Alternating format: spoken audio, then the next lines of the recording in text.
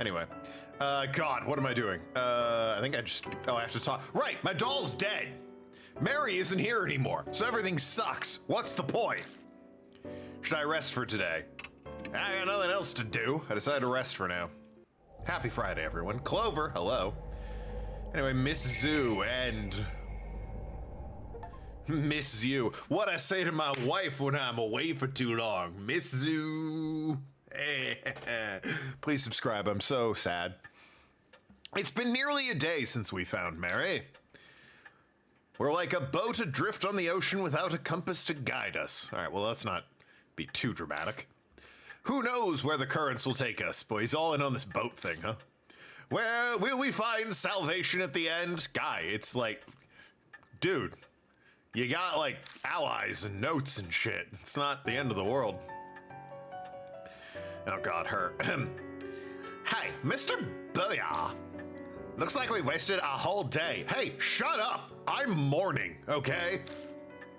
It's gonna be like this every day. If you're done checking in here, why don't we take a look outside? Mary said unnecessary contact with outsiders could speed up the Mark's curse. And if I lose any more of my memories, I'm not sure I'll be able to function. For the past 10 days, the only other person I've spoken to is the convenience store clerk. Ah, that explains why I've only had TV dinners and snack food to eat. You know, you could have gone and gotten something. But sitting and waiting isn't gonna accomplish anything. I'd rather not wind up forgetting my own name, like a year. Not that I completely believe that curse thing is real. Oh my God. She raises her voice to hide how it shakes. She's still stubbornly sticking to her denial of existence of spirits and the Mark. But I know she's already accepted it. After all, she went through it herself last night. Ghosts and curses don't exist. What has happened to me? Oh God. Hiro is startled at a sudden knock. A visitor in the middle of the night? That clock is relentless, isn't it? I don't need Mary to know it's a mark bearer. I mean, it could just be a delivery guy. Sorry to impose upon you so late. Who the hell is this evil zombie? A tall, thin man walks in. His skin is white as a sheet and dark circles nearly swallow his eyes. It's almost like a dead person stands before us.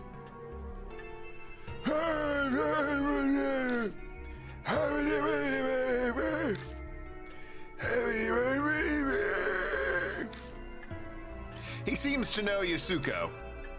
Maybe she's following through on her promise to send him to help us.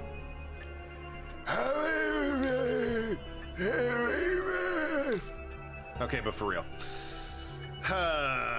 Guess your occupation? Ah, yes, plumber.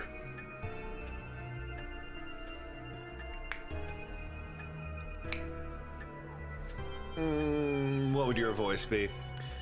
I'm leaning towards like an Alan Rickman-esque. I think you can guess my occupation. Wearing this thing means I don't have to explain, thank goodness. That's so many more words than I'm a doctor. He gestures to the stethoscope around his neck. What kind of business brings a doctor like you here? Diamond's eyes flicker over at the suspicion in Hiru's tone. No need to be so defensive. I have the cursed scar, same as you. The mark. He unbuttons his shirt and reveals a familiar mark on the left side of his chest. It just suddenly appeared one day. Though, to be honest, I never thought it had happened to me. Maybe it's punishment for being stupidly curious about it. Curious? Did you know about the mark before Yasuka told you? Yes, that's right. There's mention of strange scar in my grandfather's records as a military physician. I did some personal research. A military physician's records would mean they found from the Second World War. More than 50 years ago. All right, so it has to be after 95, so my random assumption it's 98 is still holding water. But that doesn't add up. Rumors of the mark only started about a month ago.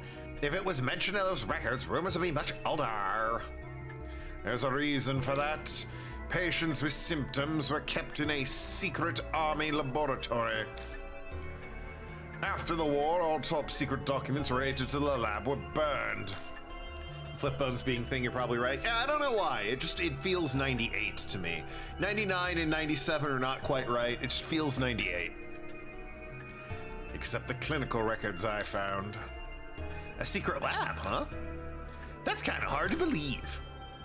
Bruh, you've killed a plant monster, a phone ghost, a man made of bees, and a woman ostrich pig snake. And you having trouble believing secret lab. Hung Booyah's an idiot. I'll say it.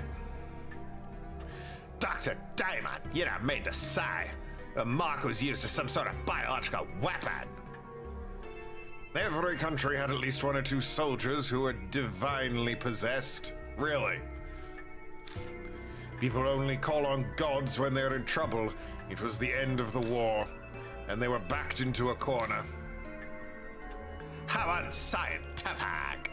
So Japan was losing, and they called upon ancient ghosts to save them, and then we dropped nukes on them.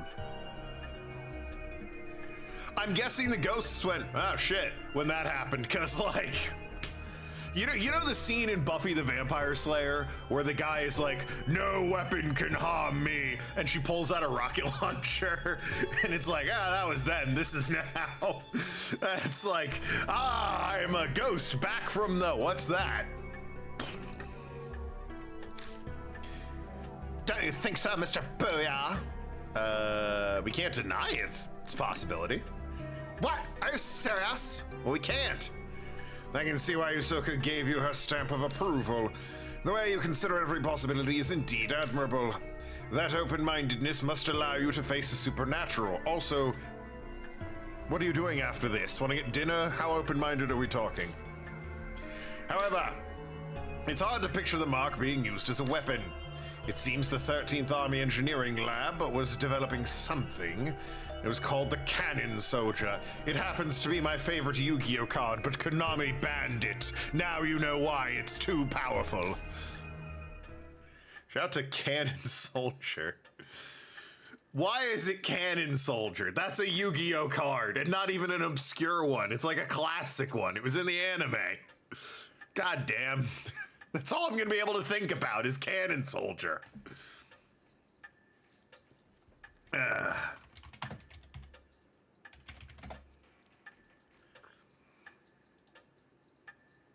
Yeah, there he is. Just, get that on screen whenever we're talking about Cannon Soldier. Oh, it's spelled differently. Yeah, I don't care. There you go.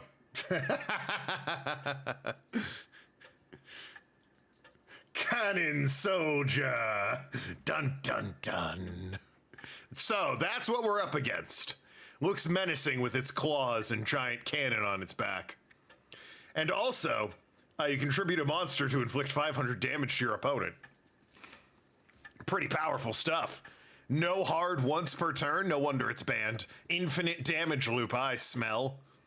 Alright. Good bit, joke's over. Stephen Colbert had the band play the Peanuts theme on his final show to get CBS sued. I heard that. They're like, we should play the Peanuts theme. They might sue CBS. Oh well. I suspect they will not be sued. I do suspect that any streams of it will have it muted, however, or cut from the broadcast. Still, the live broadcast definitely had it. Canon with a K is Buddha of Compassion and Mercy, the most popular female Buddha. Oh. That doesn't change the fact that my first and most experience with Cannon Soldier is a fucking Yu-Gi-Oh card. And that's what I'm going to be thinking of every time I see Cannon Soldier. That makes me think of Yu-Gi-Oh! Like, I don't know. Bodhistava? No, Yu-Gi-Oh! 50 years ago, and Maximilian Pegasus. It can't be. Dr. Damon, where is this lab? Unfortunately, I have no idea. Sorry. Gee, I wonder if it's at the street where we found the old guy that was never explained. The documents my grandfather kept did not give any details about it. I see. Hi, Mr. Booyah. Bodhisattva is someone who became a Buddha. Oh. I didn't know Maximilian Pegasus became a Buddha. Doesn't seem like the type, but you know. I guess everyone has surprises and like layers, right? The 13th Army Engineering Lab. It's that shelter Zukawa went to. She pulls out her old map. I'd want to keep it a secret, but as I'd rather not die from this mark, I'll tell ya. Gee, thanks. Why do you have, like, 2 parts of your ear that sink in? What's with your ear? This shows the entrances to the 13th Army Engineering Lab. It's not a very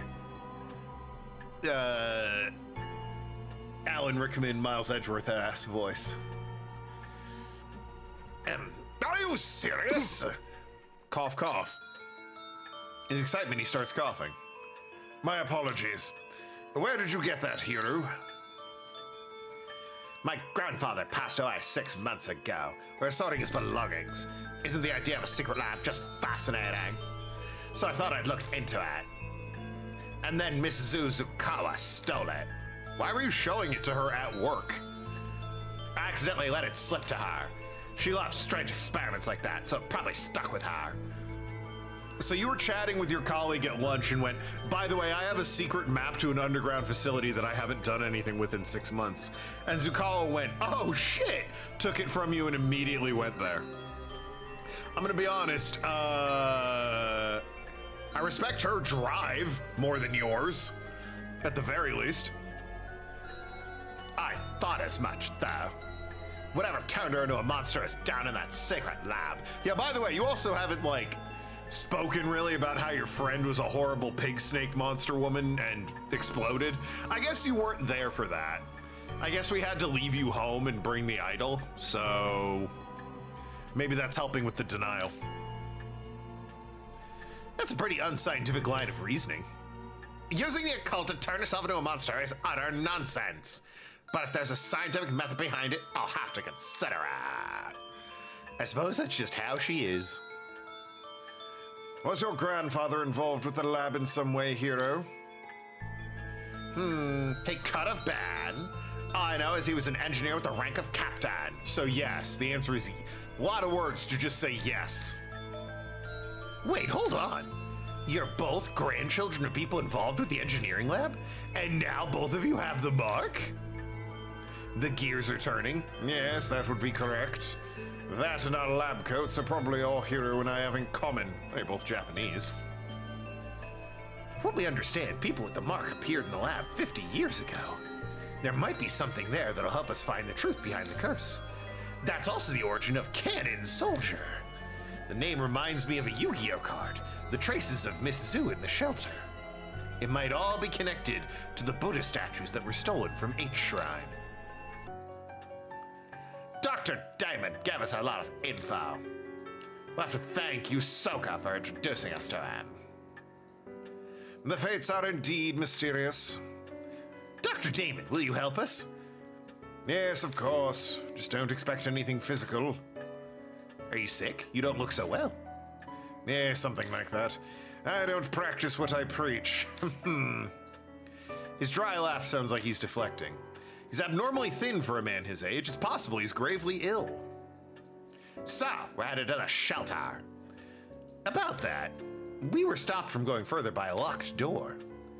That strange old man was there too. I doubt he'll cooperate with us though. It'll be difficult to break in from here, or from there. Where did you enter the shelter? A manhole cover on K Miyamachi North Road.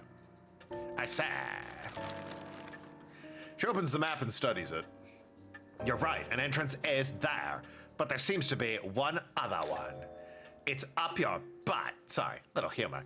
M New Alley South. Have you tried going there? No, not yet. Then let's go there. Hopefully we can get in. New info's added, hooray. All right. Who am I bringing? Oh, mighty guide. God, this chapter's called Cannon Soldier.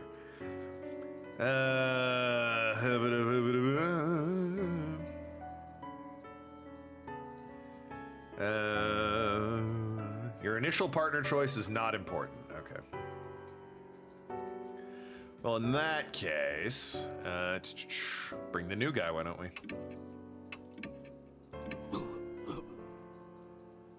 Why not?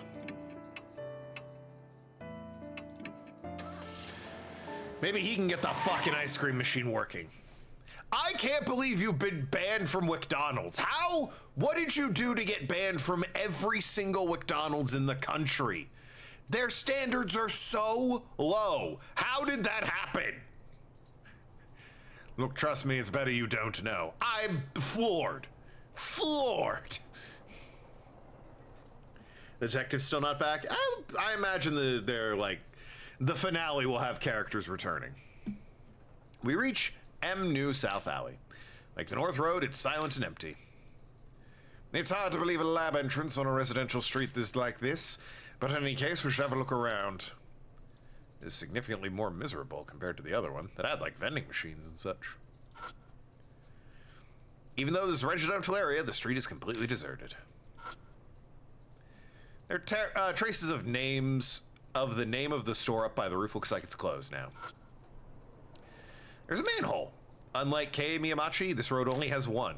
Maybe try it sometime, Miyamachi. It definitely looks suspicious. Does it? It's a manhole cover in the road. The lid has a place to grip, just like the one at Miyamachi. This has to be it. Still, this is strange. Why doesn't the public have any idea about the underground shelter? You'd think the sewer department would at least. A reasonable conclusion. We can assume all info in this place was being concealed by someone. It'd be trouble if they were made public, huh? Then it's people who used to be involved. Yes, some are still alive today. A certain city representative used to be my grandfather's colleague. The Cujos may not be innocent either. Were they involved somehow? Oh, you don't know. After the war, the Cujo head was prohibited from public service. It was because he assisted the army in some manner. So he could have been involved with the lab? If I had to make a guess. This manhole is a Pandora's box for any dignitary with damaged reputation. I wonder what secrets we'll find. Still, you know a lot about it, considering. I'm interested in the lab myself, though not as much as Hiro is. I've already done some research. By the way, with Mary dead, it doesn't make any sense that we can't, like, bring more than one person. She was the one saying, only one of you should go at a time. But now she's been robbed from us, and it's like, what the hell? My voice for him has Alan Rickman, the Snape vibes. That's what I'm going for, yeah. But this being such an important secret place, isn't it a little too easy to get into? True, they're not guarding it. The lid could have originally been locked or bolted shut somehow. This Miss Zhu may have done away with the restraints. I'm trying to go Alan Rickman Snape, but a bit more posh. It's my go-to for Miles Edgeworth as well, who is not a sickly older gentleman or anything, but he's a fancy ascot-wearing fancy boy. And it's just very easy for me to slip into that voice at this point. I've been doing it for years. When I lift the lid, a musty smell greets me. It smells familiar. Yeah, you've been down here before, like the other entrance.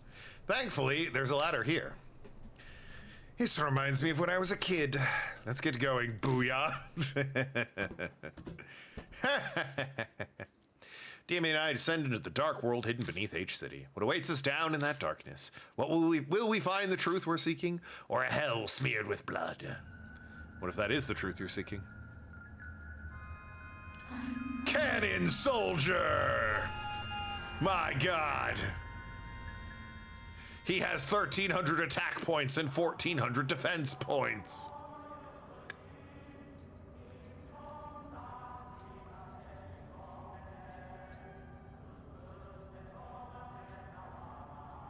Well, that's odd. The sight that greets us at the bottom is the same as we saw at Kei Miyamachi. The looming concrete walls and the suffocating stagnant air. We weren't wrong to assume the two places were connected. This is not a place where someone with bad lungs like me should be. And is that an army song? Hearing that, I feel worse. It's been 50 years. There's no way a radio or phonograph is still playing. Something supernatural has to be at work. Or a the old guy you met earlier is playing it. It's so easy to fall back and blame things on the supernatural now. I've gotten too used to this occult world. I see. I don't have any spiritual powers, so this kind of thing is beyond me. If you say so, then I believe you. What's all that? Oh, good. Thank you. Now my mind is at ease. All right. Let's back up first.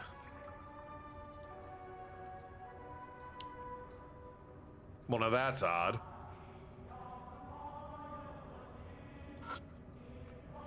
It's thick iron door. The keyhole isn't rusted. I could open if I had the key. Okay, well, what's this? They're pitch black stains.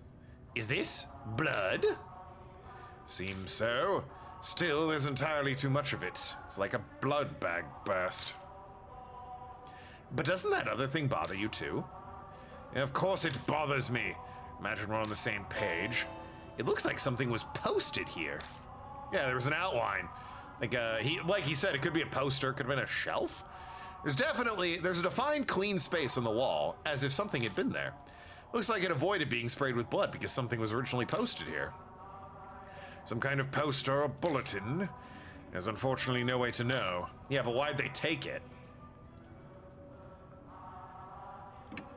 Let me tool feel.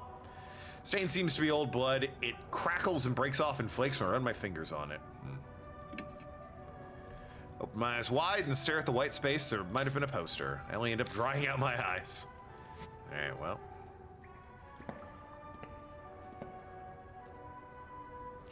Nowhere else to look down that way. Oh, great, there's more.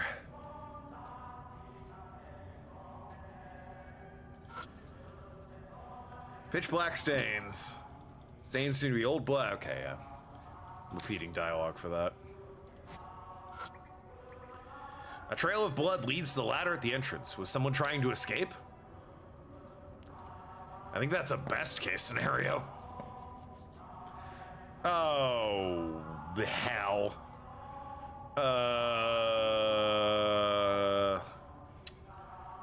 Well.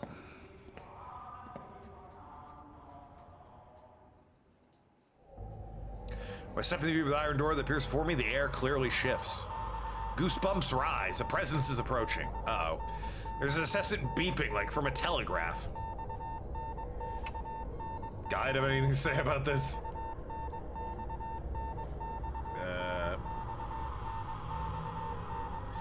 Yeah, it sure does. Sorry, this is... 2 then 1. We freeze! I freeze in place. Finished with the alley ghost. Where's the alley chick? Oh, we finished that last night.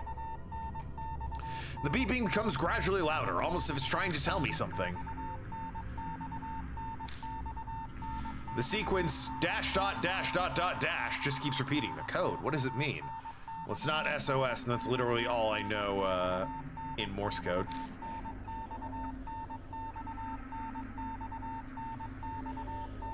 Interestingly, it is soul, though.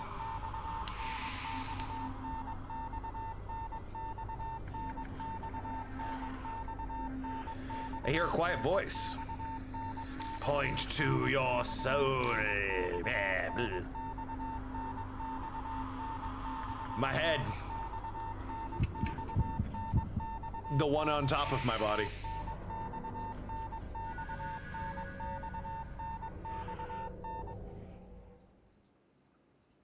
The beeping suddenly stops.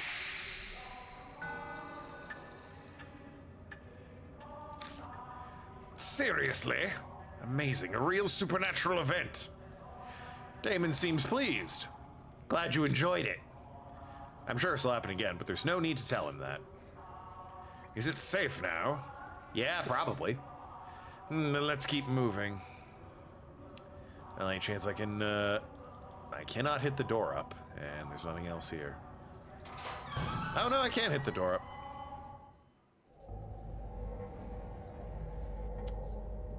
The air in this room is musty. At first glance, I'd say it's part of a medical facility. Looks like an operating room. And the smell must be. Oh, there it is. Booyah! Sorry, but could you shine your light over there? Oh, the skeleton? Yeah. Shine the flashlight as directed and find a corpse. Damon crouches down and begins to study it. Puts his fingers up to its neck. There's no pulse. It's pretty old. You might be better off having an archaeologist or anthropologist look at this. Damon skillfully examines the body. When they're done, they stand up again. The corpse is old, extremely old. Or odd, excuse me. There's a the cervical vertebrae is severed. But the cut's a mess. Some kind of small bladed object did it most likely. Though clearly wasn't cut with a surgical tool. I cannot imagine why anyone would do something so cruel. The head was severed with a tool, huh? It's too old. The corpse isn't enough. It's too odd. Someone should have left behind records. It might be wise to search the room. Yeah, good idea. In the lab. Not gonna lie, that spooked me a little bit. But I was also thinking about the Dexter's Laboratory music video. Back to the lab again. So, you know, I was able to keep my cool. Cabinet with a glass door. Open up and search around. Find bells attached to a handle and notebook with a black cover. Oh, these notebooks. It's titled Disposal Vat Management Record. Cool. I flip the cover open. Dispose 200 superdimension, suddenly iron door, half spiritualized. Hypothesize focus mystical forces, need sacred objects to erase. Safety valve, release code, diamond. There's nothing else written. The Kagura Suzu bells and disposal vat management record. What in the world are these notes going on about? Disposal, half spiritualization. I don't understand half these words. Plus those bells I found at this place at all. Close the notebook and put it in my bag. Just then something tangles around my hand. Huh? It's a thread. It seems to be human hair. It glitters pale gold in the light. What? The mark starts sucking at my blood. I ignore it and instead stare at the shining hair as it's being pulled in. It's odd, but I get the real feeling that this moment, no, it's here, this place. I've been here before. Ah! Bing bong, it's me. You're back. Few hours left until I come and punch you in the dick, hunk, booyah. Seems you're putting the pieces together. I've punched you in the dick before and I'll do it again. Mumble, mumble, mumble. Someone mumbles right next to me. Wait, that's not someone else, it's my own voice. Yeah? Wait, am I the grandfather clock? Is that the twist? As I thought, it's here. Words pour from deep inside. I have absolutely no knowledge or control over them. Memories that aren't mine, words and feelings I couldn't possibly know falling from my lips. Check the disposal vat or I'll dispose of you, you fucking idiot. It must be behind the wall. Felt weird when standing in front of that wall. I'd never seen a wall quite so enticing. Booyah! What's this all of a sudden? The instant Damon speaks, the voice stops. It's nothing. I just remembered something important. Are you honestly all right? Those were some rather odd mumbles. I'm fine, really. Just spaced out for a bit. That saw sound was freaky, yeah. Very fear and hunger. 2. For better or worse, Damon didn't clearly hear what I was saying. Still though, that voice. Could it be that my old self, the one I lost along with my memories, was talking to me? Feeling I got when I saw that golden hair. Maybe that's what triggered it. I haven't heard the other guiding voice in a while now. I guess all I can do is rely on my old self. Suppose of that beyond the wall. The voice said to find it. Is there anything else? I was just clicking on the first thing.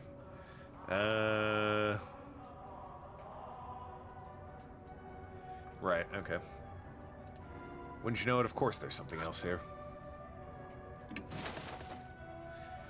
Search the ones that are open. I find a notebook titled Research Records and an army short sword. Others in the notebook have faded, but I can still read it. The experiment miraculously succeed. Yeah, what could that word be?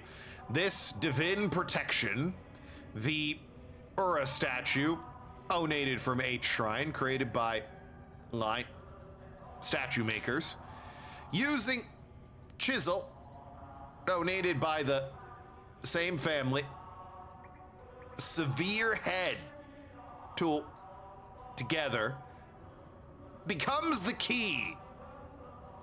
Finally, our dearest wish. There's nothing else written. Research record, projectile short sword. Projectile sword. It mentions a chisel. Does it mean those used for sculpting? Yeah, most likely. It's hard to believe, but did they actually use that to sever the head? It's unbelievable doing something like that. That's... Open the wire mesh door and peek inside. I don't see anything. Go to close the door and see a paper stuck in the backside. Ah, talisman.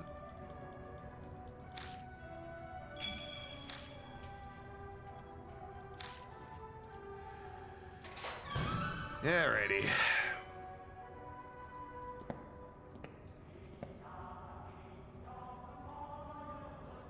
That. Think you're slick.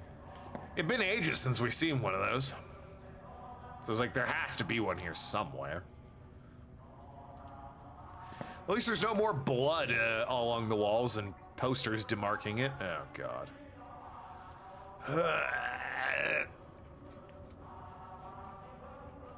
Guide, where am I going? I'm really over their maps. Fully sick of those maps at this point. They are, in my opinion, one of the biggest problems with this game is the map layout is so bad and unintuitive. It is extremely difficult. The school was small enough that I could kind of get away with it, and like the mountain park highway bouncing around was whatever. But fuck, man, the forest and this are just so not, like, I can tell immediately with this. It's so not good. Everything looks the same. There's offshoots on offshoots. It's like, don't do that with your map. Keep the map simple, or at least let me look at the entire map on a screen. Don't just tuck it in the corner with a smaller, scrunched down version. It's by far my least favorite part of this game. It's set up the same way as the operating room. This place may have been used for some experiments. They're the same experiments. I hope there are experiment notes. Let's get searching. Yes, well... Shut up! Looks like it's been a number of years since this person died. The dried skin gives the appearance of a mummy. Cut by the neck is jagged. It must have been some kind of tool. Cabinet with a glass door. I open it and search inside. I find a notebook titled Research Records and a small gun. Oh, good. I need that, I guess. Alright, this is all I need from the room. The notes have deteriorated, but I can just make out what they say. 70th, next experiment, Azra statue. Connect male body and female head. Ooh, success. The natural phenomena, spirit, frequent, hard, continue experiments. That's all it says. Research records too, and a palm pistol. It seems to be a record of the experiments performed here. How fascinating. Oh dear. Man, I'll be honest, the secret, like, underground Japanese lab is, whoops. It would be more, we cut off a woman's head and sewed a man's head onto it and tried to revive them. I'd find that more, like, insane and outlandish if, like, that sort of shit didn't happen, actually. Japanese scientists in World War II were doing some fucked up shit. They were like cutting off people's arms and sewing them on backwards just to see if they could. They're not thrilled about that part of their history, and they don't like to talk about it. But yeah, when you make it in your game and have a World War II bunker where that kind of shit went on, it's a bit like, oh. Go north at the intersection and gasp. An outline of a door is flickering faintly in the wall ahead of us. Hey, look at that! Huh. What? Are you seeing an odd thing again? You can't see it? Unfortunately, no. Looks like Damon can't see the door. That's the spiritual. My mouth begins mumbling words I don't recognize, all on its own. Oppose the spiritual with the spiritual. If you touch it with a tool that honors the gods. Flow of words out of my mouth stops. Touch it with a tool that honors the gods. New info is added to the spirit file.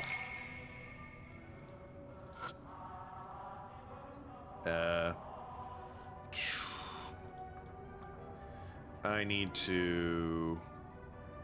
the bell. Take out the Suzu bell. Is just touching it okay? No, have to... strange words spill from my lips again. It's the priestess' tool. If a man displays spiritual power, it'll be destroyed, so touch it silently.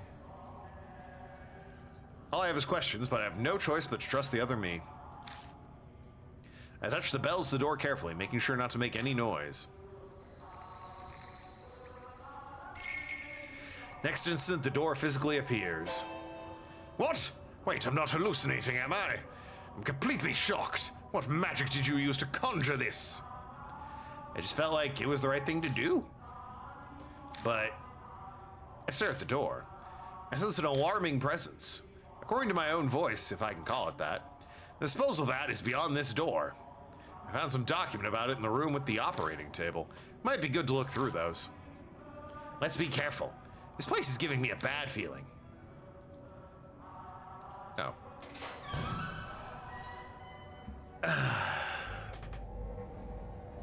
I push open the iron door and went inside. Oh, good, a bunch of doll heads. Or statue heads. Oh, this is amazing. On the other side of the door is a large empty area reminiscent of a vault. Is this a disposal vat? It should be, but it's not quite what I expected. Something's on the ground. Looks like a sword. A rusted army sword. I take what Damon picked up. I shine the flashlight around the area. Are these heads of Buddha statues? They kind of just scattered around. This might be a garbage dump. Just then. Huh? Something lit up. A sound echoes off something heavy moving, and suddenly the room fills with a pale light. I have a rather bad feeling. Let's get out of here for now. I try to open the door to get out, but... What? It's locked. Impossible. Huh. A cutting coldness invades and envelops my feet. My head snaps up and I see water pouring in the room like a giant waterfall. Water? It's ice cold. A polar bear swim is not something I ever wanted to do. It quickly rises to our knees. I can't feel my feet anymore. Water underground? Impossible! We have to get out of here now. We'll die of hypothermia.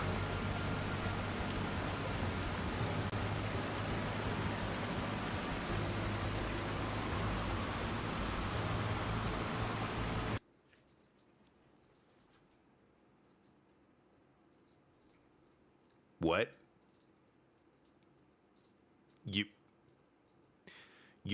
You're trapped in a room with rising water, and your concern is hypothermia. That would be like if you were on fire and went, I hate humidity. Brother, there's like a little bit more of a pressing issue than the hypothermia. Just consider, if you will, drowning? Ever hear of it?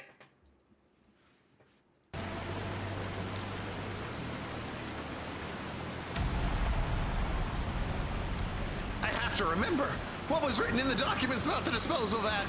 All I see next to me are Buddha heads.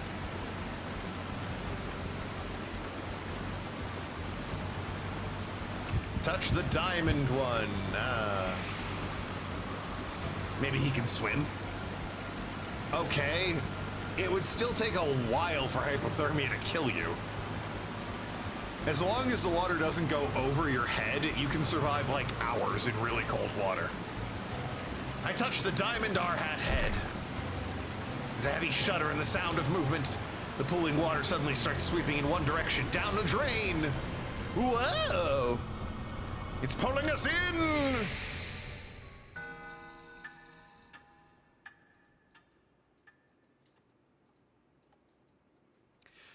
When I open my eyes, all I see is darkness. Ugh. I quickly lift my head and rub my eyes. My vision slowly comes back. Oh, great. I don't know where the fuck I am because nothing's unique in this map. This is an intersection in the underground shelter. Looks like we were drained out with the water and flushed down a pipe. We were lucky. I very nearly breathed a sigh of relief, but then I remembered Damon. That's right, where's Damon? No need to be so worried. Oh. So it's you! Been a while, you sneaky intruder! It's that old man I met in the passageway in the previous chapter. I tried asking about Damon, but... my jaw is nearly locked and my voice is gone. Don't try and talk just yet. Water here comes straight from T Mountain Range, so it's deadly cold. You were submerged in it for nearly an hour, so you'd be slurring your words for a while. How'd I breathe? Relax, your friend's fine.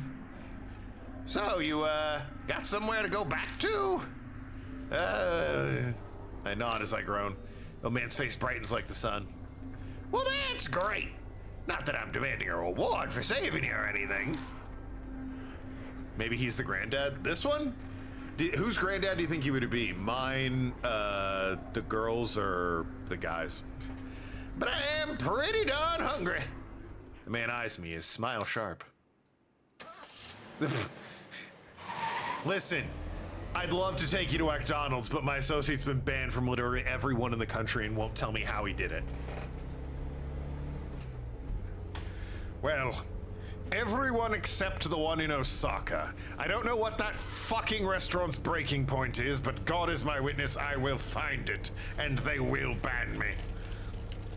We get in the car even though it's the wrong season for it. I turn the heat on full blast. We also do not go to McDonald's. We drive off with towels and the like that just happen to be in the car, but it doesn't stop our shivering for a long time. What is going on? The old man, oh, we're bringing him.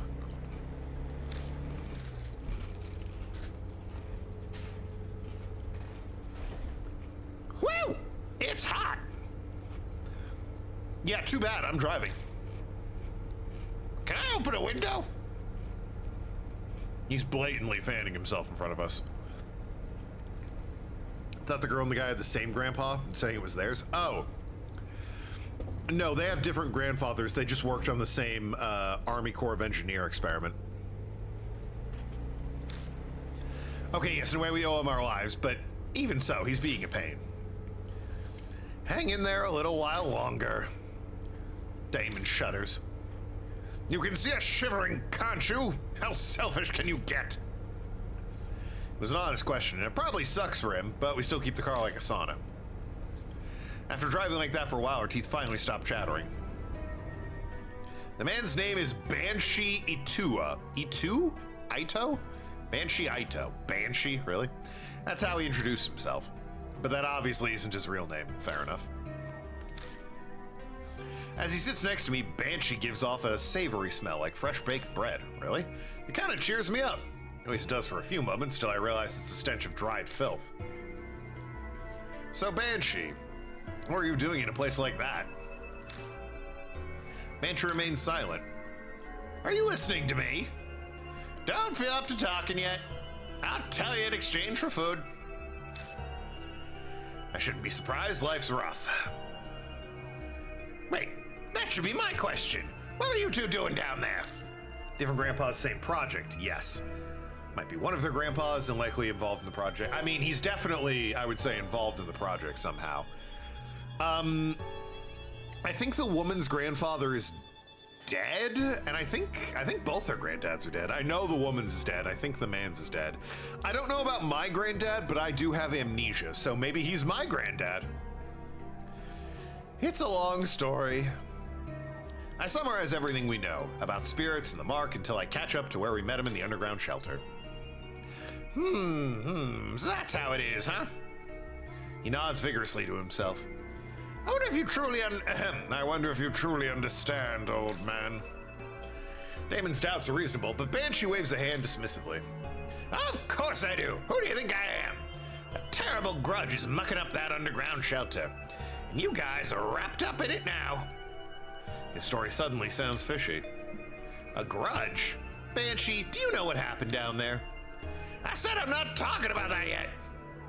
I was born, let me talk about it. I was born into a noble family, so I've always had the ability to see things others can't.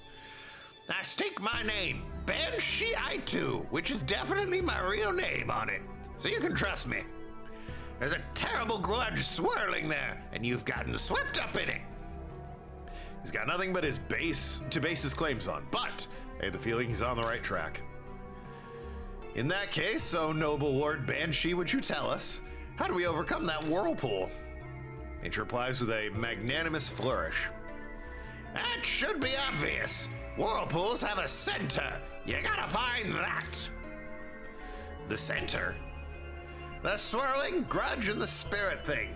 Is that what you called it? A birth of the spirit, the heart of the curse? He's called Banshee. He's in the Celtic Screaming Lady. Well, that's what he's calling himself, but our character pointed out it's an obviously fake name, so. Something like that should be left within that there swirling grudge. If you look for that, then I'm sure. He trails off. He gazes at the dark road, his mouth hanging open like he's run out of batteries. Then what? What will happen? The black sky simply goes on forever before Banshee's eyes. Celtic, not Cletic. Yeah, or Celtic if you prefer.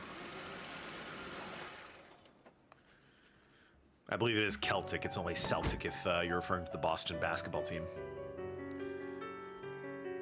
Oh, that reminds me, Booyah. Nope. Guessed wrong. Banshee calls out as soon as we enter the garage. Take this, just a little symbol of our friendship. Underground shelter key. Oh, good. Is the key for the underground shelter? Yeah, dumbass, that's why it's called the underground shelter key. Found it when I was pooping in and out from that place. I held on to it. But I'll lend it to you for now, Booyah. He just picked it up. Why is he acting like it's a favor? Ain't no way a Japanese dude is actually called Banshee. I don't know. I've seen a guy whose when I worked bar, there was a dude whose ID had his first name as Shamrock. I'm sure there's probably one Japanese person out there whose parents thought they were cool and edgy and named their kid Banshee. Now, there's no way that this guy is named Banshee, but I can believe that there's some dumb Japanese couple who's like, let's be unique and name our kid Banshee. But I have no reason to refuse him. Thanks, I'll borrow it. Hero walks up to us. Oh, welcome back. Learn anything? Damon butts in before I can speak. Wait a second. You're not really considering. You haven't fallen for that suspicious old man's story, have you? Wow! I'm right here! Rude! If you want my opinion, a snotty punk like you should be trusted even less. Of course, Booyah. You believe me, right?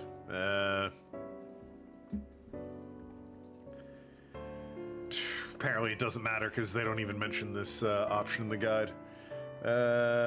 Sure, why not, man? Ha! That's my good pal Booyah for you! Well, I suppose if you're fine with it, then I won't worry about it. Anyway, changing the subject. Good grief, can we just move on from talking about this? Banshee, you're hungry, right? The dining room should have something. Whoa! Food! Food! Asian guy called Shamrock? No, it was a white dude. Very, very obvious American accent. No, like local guy. No, non-European, certainly not Irish. No, like New York or country drawl or anything like that. But no, it was a white dude named Shamrock. I was just saying, people have weird names. That guy's parents thought they were cool and smart and unique naming their kid Shamrock. No. No, you weren't. You were assholes. Banshee bolts out of the garage and vanishes into the mansion. Hero gives me an exasperated look. Mr. Booyah, you've got a crazy one on your hands this time.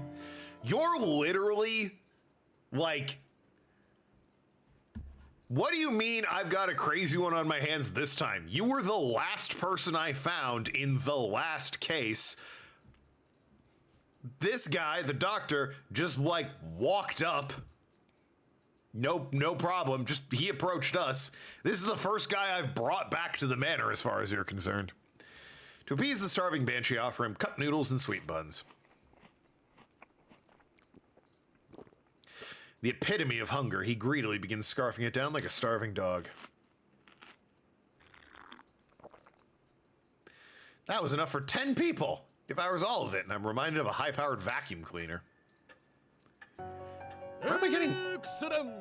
Okay. Doesn't Japan have one of those baby name laws? Oh, I don't know. Maybe. Anyway, he actually said that, so. I haven't been this full in forever. I suppose that my old man voice skews very much towards like coot, like a guy who you'd find in like the Yukon Gold Rush or something. I guess that's not as much of a thing in Japan. Their older gentlemen would have deeper voices. Possibly, I think I've heard nasally a lot for old men in anime, but definitely not Boomy from Avatar. Yeah, the wily coot. It's very, I don't know if that's a conscious, it's definitely on a conscious reference for my old man voice. Definitely a subconscious one now that you say it. But yeah, I'm not sure the wacky old-timey coot is a thing in Japan as much as it is in America. It's spelled Boomy, not Boomy. Whichever, it doesn't matter. There's one dude in the entirety of Japan who has a Western name. Yeah, probably. They don't call their kids foreign names. Yeah, well, you know how youth are. They buck trends.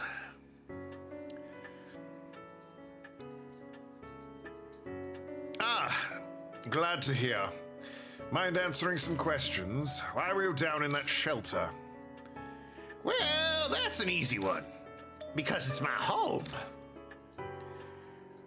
What? Been living there ever since I found it 10 years ago. It's not too shabby a place. Keeps me out of the rain and no damn brats messing with me.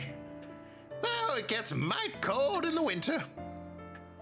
Game set in the 90s, who would have been born during the war? I think probably before the war even. Like this guy? This dude's gotta be at least 70, right? The war was 50 years ago. If it's the 90s, he was born in the 20s, so not the war.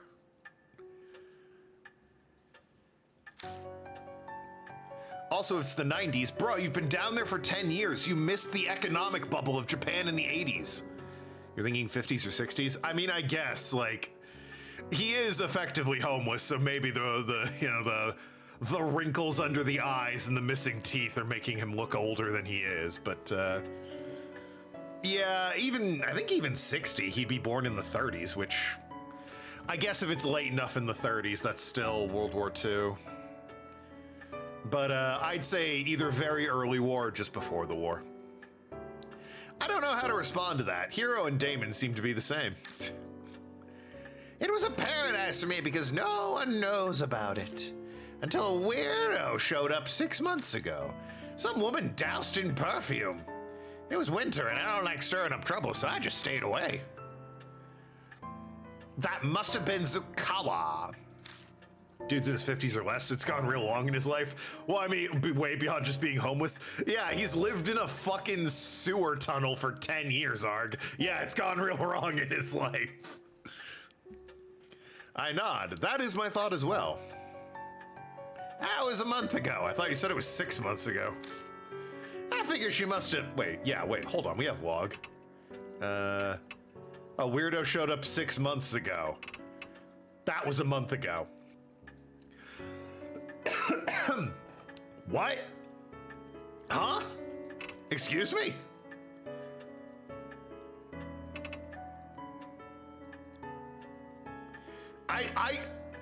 I'm not doing a bit. I genuinely have no idea how to interpret these sentences. A weirdo showed up 6 months ago. That was a month ago. If he's intentionally like bad at like time frames, that I guess that's the joke. So fair enough, but I don't know, man. Like that's so 6 months ago. That was a month ago. What? Now there's something stranger, which was a damn walking Buddha statue. I know I'm pretty out there, but even I was shocked by that. I got this weird scar. Look at this shit. He removes his scarf, revealing the mark on his neck. Huh. You may not believe this. She came 6 months ago and left a month ago. Ah, I guess. The statue gave you that scar. I figured. It was the cannon soldier after all. That's right. I know Yu-Gi-Oh! What do you guys play? You're probably not going to believe this. I've got a Trithonian deck. The cannon soldier. How do you know that name? Some document I saw had it. It was an old plan to make a Buddha statue move with supernatural powers. Now, what would that accomplish? I have to ask, what would that accomplish? Like, in the Edo period when technology was like flintlock muskets and swords, sure, a walking statue would be a good weapon of war. World War II, we have automatic machine guns and airplanes, okay? I don't think a statue is your, like, end-all super weapon you might think it is. A heavenly Buddha project weapon. Oh, one of those. Are you nuts? Spirit power's making something move? That's insane. Now, hero, calm down. So, these documents you found, are they still around? Sanding brain cells left years ago? Oh, what do you mean? It was days ago. And he's talking nonsense? I'd hope he's not talking nonsense, given what he's saying is probably important. Nope, burnt them for warmth. Had a delicious roast potato, too. How could you... Maybe take your own advice, Dr. Damon. Our measure of common sense seems to be rather different than this strange old man's. Bruh, I get it. Like, oh wow, documents from 40 years ago about a soldier. Who fucking cares? Potato time! It's fine. Monogon works different from most people's. I got it all memorized. As you say, just tell us. We need to know about that project.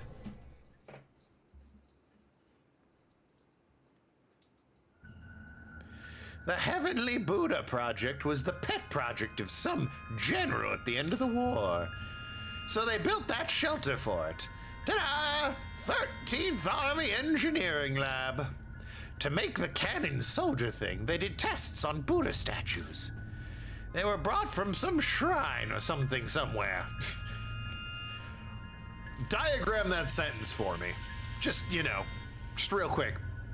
They were brought from some shrine or something somewhere. That must be H shrine. They had a bunch of stuff to infuse the statues with spiritual power. There was a monk from T Mountain, spiritual treasures from all over, but nobody thought anything had actually come from it. Put a lot of money and effort into a project no one had any faith in. The project was an excuse to keep the fanatical general busy. How about fighting the war? Do you think maybe that was a good thing to keep him busy? Just saying. Just an idea. At least it was supposed to be. But one day, the statue started moving. It went berserk through the lab and it went crazy on a ton of people. The blood stains and old corpses in the shelter are probably victims. Some people survived, but they had red, bite-like marks on them. The thing went and wrecked the place. Then it stopped and never moved again. No one knows what even triggered it. Ooh. That's about everything it said, including the ooh part. I thought it was weird to include that. Hero and Damon are white as a sheet. I probably am too. It's a hard story to believe, but he has no reason to lie to us. I think he speaks the truth. What? Are you kidding me? A statue going around killing people and cursing them? Impossible! Then how do you explain the mark on his neck? Logic would dictate the moving statue he saw was the cannon soldier, about to sacrifice him to inflict 500 points of damage to his opponent. Gah! The dormant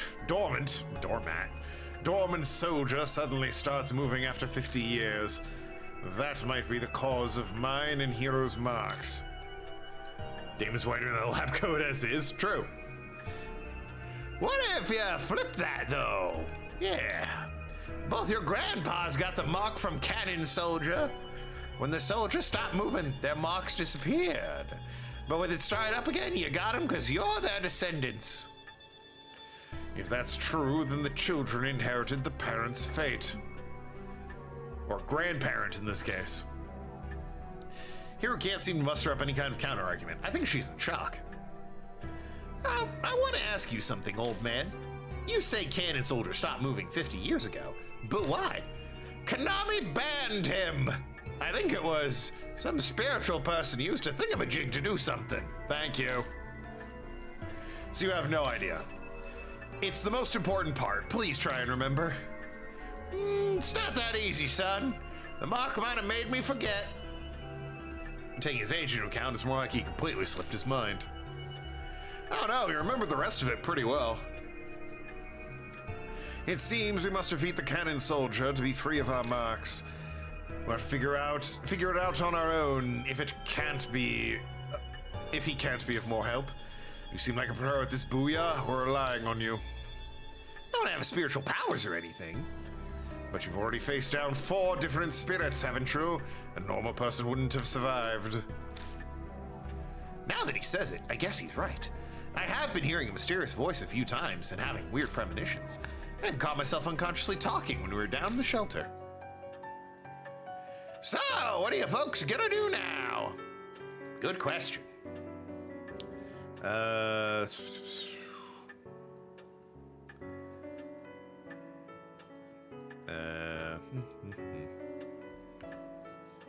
Not sure his age has anything to do with his mind divorcing him. Maybe. Investigate the project. Let's investigate the project in the shelter. I feel like it has to be the key to the mark. I guess we're going back in then. Hero's still kind of sulking, but she's at least recovered from her shock. We all share the same fate. It's too late to try and run away. Yep, you should find it there. Heart of everything that's causing the curse. You need to stop the Cannon Soldier. That's what my gut's telling me. What are you gonna do then? I'm full now, so I'm gonna take a nap in the park nearby. I'll sit and wait until you fellas do something about that soldier. Wait just a minute, you old fart. Did we just say it's too late to run away? Okay, I get it. Hey, folks did feed me, so I guess I can help you. New info was added. The underground shelter's inhabitant. All right, we need to bring Hero with us for some reason.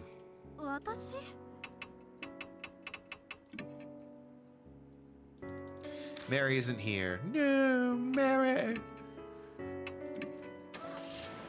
I'm mad. I liked Mary. Miss her. She was fun. Anyway. Head down the manhole. I see.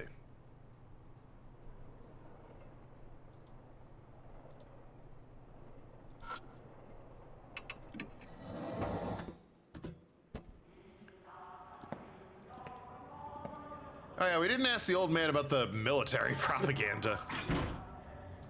Seems to be locked.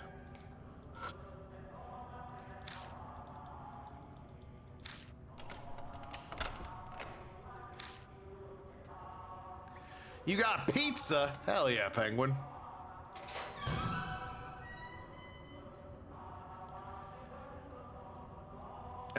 The single out-of-place Buddha statue. Its head has been cut off.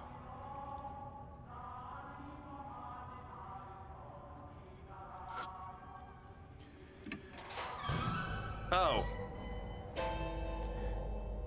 Some of these are a little more not Buddha-y than others. What are they doing here? The box is packed with carelessly tossed Buddha statue heads. A real actual head can clearly be seen among them. I think a few can. It's dry and mummified, but going by the long hair, it's probably female. Most likely one of the experiment's victims. So this is where it was. Let's take it and bring it to its owner. I thought you'd say that. Oh, just kidding. The hero's gaze on me. New info is added to the spirit file. I only carry one head. I need to choose which one to take. Oh, we need the woman's head. Yeah, not the Buddha's.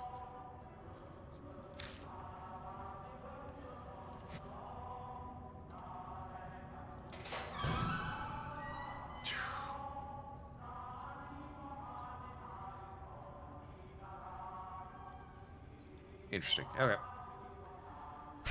Oh, fucking get you, ha! Fuck off! Fuck.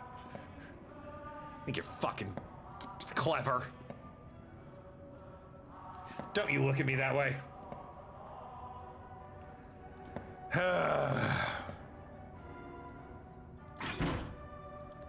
Seems to be locked. Okay.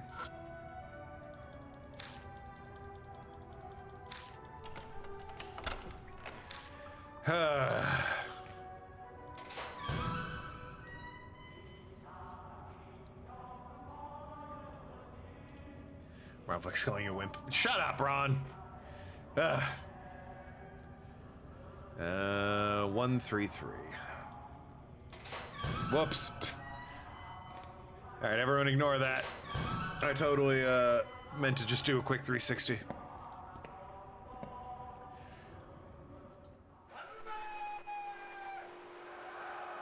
I hear a victory chant coming from the other side of the intersection. I shrug and keep moving forward. Yeah, that's probably not that important, right? I take one step forward and an electrical current runs through my body and my muscles seize up. Hug Ronflex to help the scare go away. Ah, Ronflex, we gonna live or die, buddy. Live or die. Live or die. I'm just gonna assume this is a ghost who's, you know, the drill sergeant. You layabout, what are you doing there? You don't have time to be loafing around, do you? Recite this base's slogans at once. Cheer for the final battle in the homeland.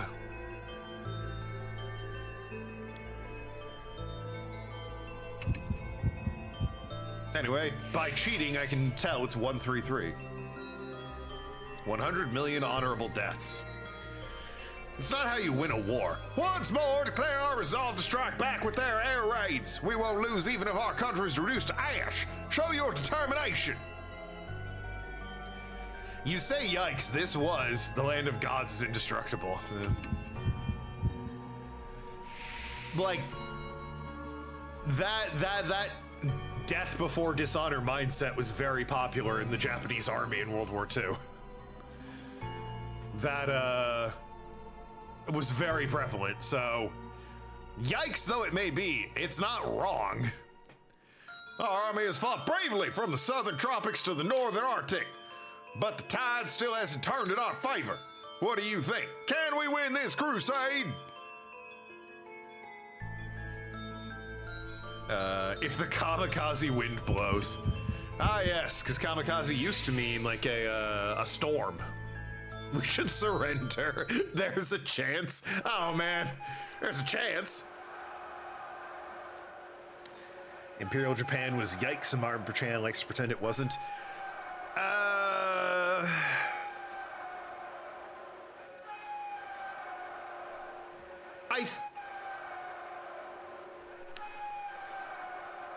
I don't think they shy away from the fact that they were very intense, nor will they like deny the tactics they use. I think it's more so they downplay how much of a problem it was. They're just like, yeah, it was war. You do what you do, move on. And you're like, wait, I don't think we should anyway. Continuing.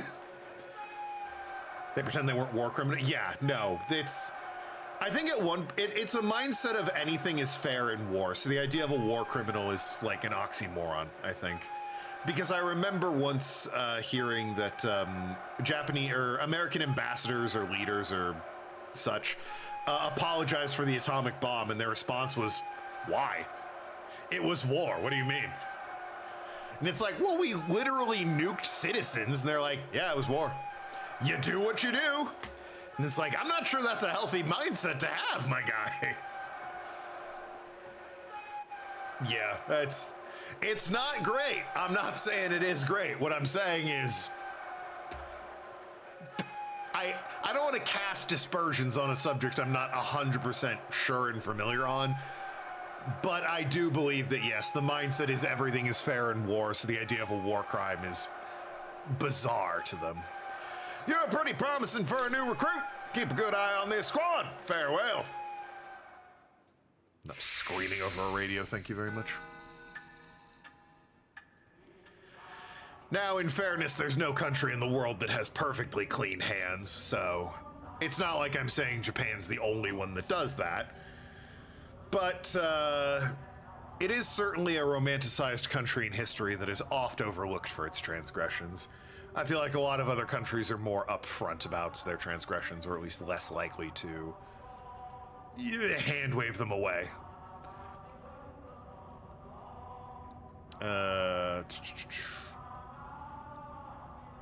Left and inspect the door. Jesus Christ. We keep hitting this crap. Ugh.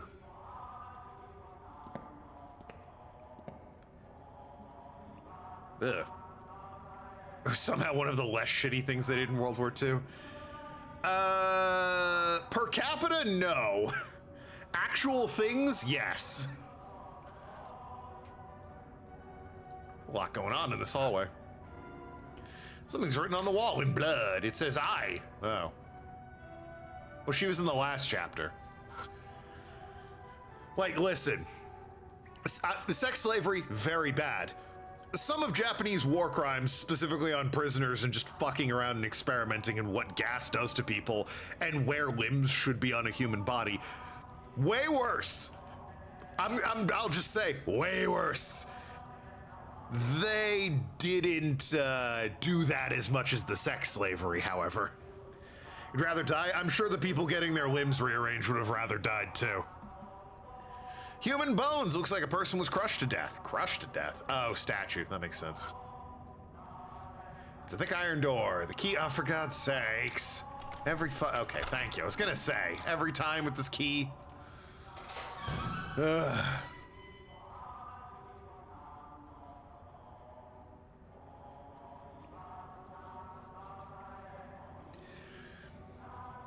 Hey, we get it. Not a great scenario. Clover's personal preference on having her limbs rearranged and being kept alive to see if they could still work versus sex slavery aside. Let's bring the chat away from this discussion, shall we? After all, there's an operating room in the southern section. And on the table is a corpse. See, it's a corpse. I wrote this game. With a severed head. Oh, shit. With a severed head. No surprise. A headless corpse is lying there. Inspect the corpse. There you go. Headless corpse is laying on top of the operating table. The head I picked up earlier might fit on the corpse's neck. Should I try attaching the head? Yes. I try attaching the human head. Human head fits in the severed neck perfectly. The world suddenly distorts. Oh, That's the wrong number of limbs. I wonder what inspired this. Yeah, well, hey, listen, I know I said let's get onto a brighter subject. A horrific scene appears before my eyes. This is the woman on the operating table. Some kind of experiment is being performed. Yeah, that's a word for it. I must be seeing the past. The sound triggers a change in views. Men in lab coats holding surgical tools, but they don't look like they're alive. The ghosts of the researchers seem to be stuck forever in the nightmare of the past. I can hear the men whisper from my left side. Hey, she's awake! Don't worry, she'll be dead soon anyway. True enough. Then something else interrupts. You. This time it's a cold whisper from my right. You can hear me, can't you? Don't be afraid soon.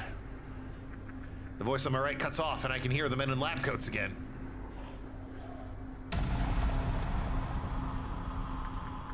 Hey woman, which of these tools do you want us to use to cut your neck? This is for you, so we'll let you decide. Oh, this is fucked up.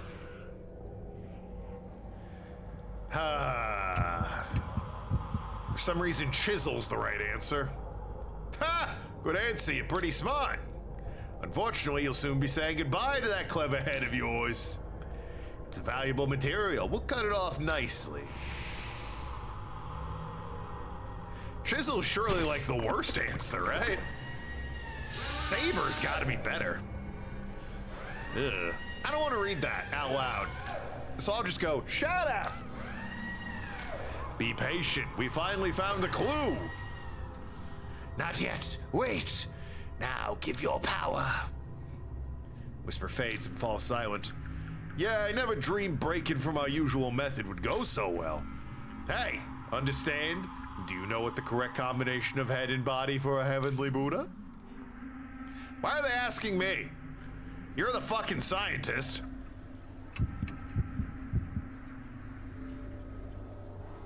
Precisely, and that's why we needed your head. Gladly offer it up for the sake of our beloved country. That doesn't sound like a chisel, I gotta be honest with you. The problem is the soul freshness. Regardless of refrigeration, it's all up to quality of the cut. Though there are only so many available methods, this is all the equipment we have. Then to the freezer. Voice on the left cuts out. A determined voice on my right here enters on my right here. Hate this whole world, tear it to pieces. A power to do that, I'll give it all to you, in the place where you hear me now. Hate them, destroy them, understand? Huh.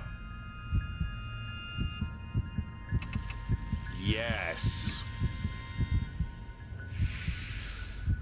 So the reason the Buddha statue came to life was because the tortured soul of a tortured woman decided I'm gonna murder the doctors that tortured me. How very Resident Evil of them. Good. Destroy them. Now I return to my senses. I'm standing behind the operating table. Good for her. Well, yes, at the time, but it's been 50 years and I would personally not like to be murdered brutally, so, you know. Just then something slides out of the hand of the corpse on the table. A small key. What I just saw. No, more importantly, the voice that keeps speaking to my right side. Who was that? You don't look so good. Did you see something weird again? Yeah, that's one way to put it. Yeah, actually. I explained to Hiru what I just saw. A horrible tragedy happened here in the past. It's possible that whatever triggered might have been whoever that voice belonged to. I really want to play the original Nier again. I don't think I've ever streamed that. I did it for YouTube way back in the day. And when I say the original Nier, I mean the original Nier. I do not mean the remake they did where you're the brother. Dad Nier is best Nier. No, I feel like Clover in particular would really like that game. And I really just want to play Nier. It's just a fun game with lots of good dialogue and character. And I cry every fucking time, and it's not pretty, it's ugly crying. That game is soul-crushingly sad. But it's extremely well written. Who cares about that? Erasing the mark is more important right now. Well, I'm not sure about that part, but Hero's right, this isn't helping accomplish our goal. We need to search for whatever gave birth to the spirit. Let's keep looking. Those of you that know Nier, kinda, you'd probably know why a woman being tortured having a voice saying, hey, let's murder a bunch of people, made me think of Nier. You can probably put those two together and find where I'm coming from on that one. That small key I found might belong to the cabinet here. I turn my attention to the mark on my wrist. It isn't coming yet. No, really. Hey, listen, a lot of shit reminds me of Nier. That's not a common one, so, you know. I glance over at Hiru. Also, she has a better ending and less torture than, well, I guess that might be debatable, than this woman, so. Torture, well, I don't like to quantify trauma. She went through a lot. They don't seem to be acting differently at all. Death should be slowly closing in on us, but it seems like we have some time. What's important right now is making sure we survive. That fucking radio. Oh my God. Shut up! What game am I talking about? Nier. The original 2011 Nier for PS3 and Xbox 360. Automata is fine. The gameplay's phenomenal. The story's good, but it doesn't hold a candle to the original. And the remake they did with Brother Nier, bad. The gameplay's good, don't get me wrong, love the polish. Brother Nier sucks and is wrong, is just bad. Don't have him in your game. Dad Nier is pure and good and based. We love Dad Nier around here. Ronflex understands why Dad Nier is superior Nier. For those that don't know what the hell I'm talking about, there was a game called Nier in 2011. I'll give you the short version.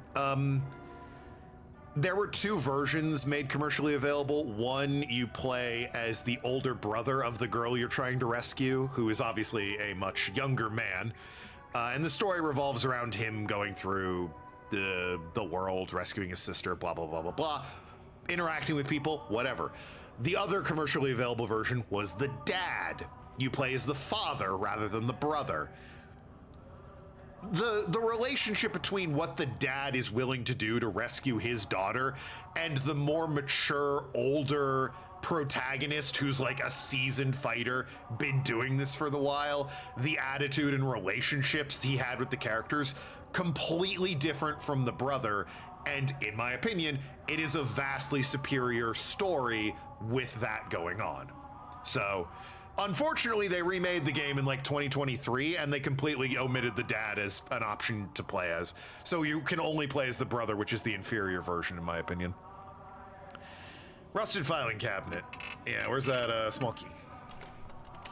I open the door using the small key. Inside's an old gun. I got like 2 guns now. And some research records. Suddenly, berserk, severe damage.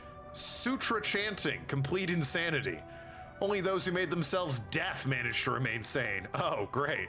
Half spiritualized like disposal vat needs sacred object to attack. Destroy human head. The heart of all this, need to destroy human head. That's all it says. Gun with blank. Oh, well.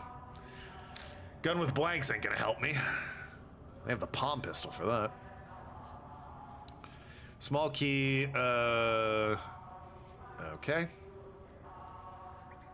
I am shamelessly at this point following a guide because the map confuses and baffles me. I'm not even gonna pretend like I understand the map or could follow it easily, so I'm just not doing it. And it's also easier to just be like, oh, I can go and... Oh, a lot of bloody handprints on this door. I wonder where that came from. It's also easier to just know what I have to grab from each room rather than looking at everything. The door is stained with blood. Upon closer look, it's countless handprints. But the keyhole is perfectly fine. Thank goodness the keyhole works.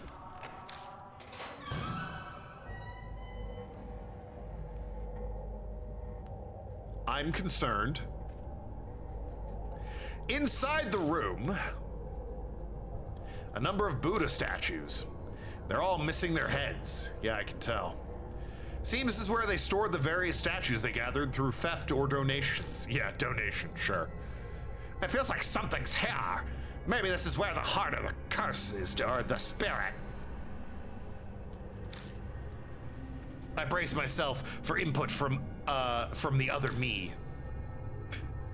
But doesn't seem like that's happening. Does that mean I should already know? Well, I mean, I assume open the chest, dummy. Inspect every statue, including the one on the floor. Oh, huh. It's not the chest. And then interestingly, that's the end of the chapter, and then we get to the DLC. Which...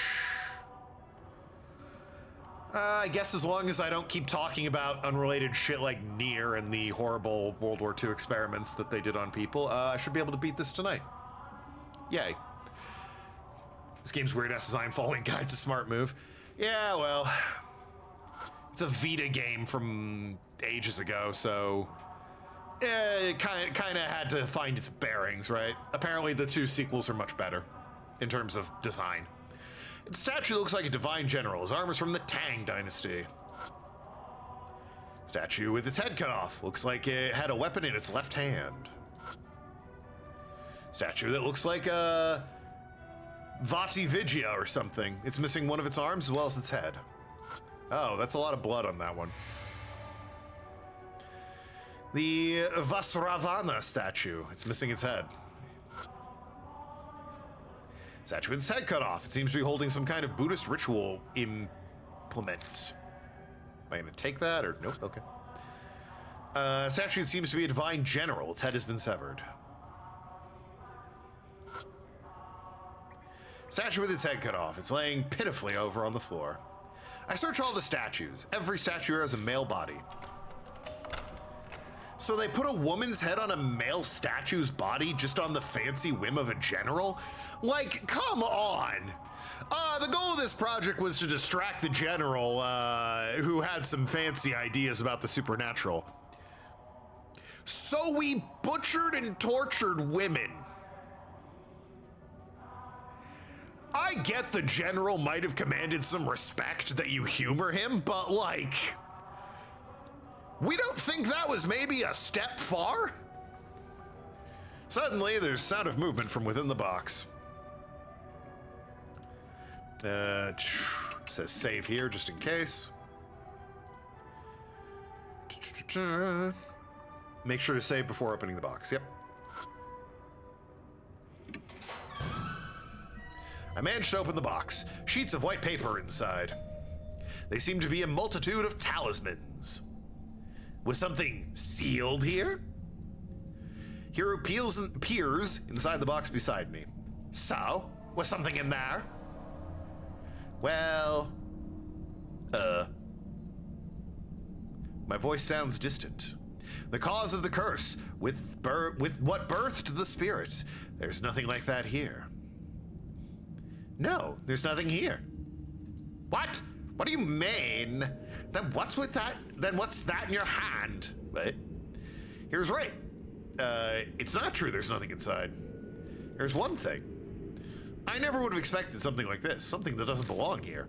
A box sealed by talismans has enshrined a Game Boy Color. Oh. A Western-style cushion. Hero sighs, disappointed. Guess we're out of luck.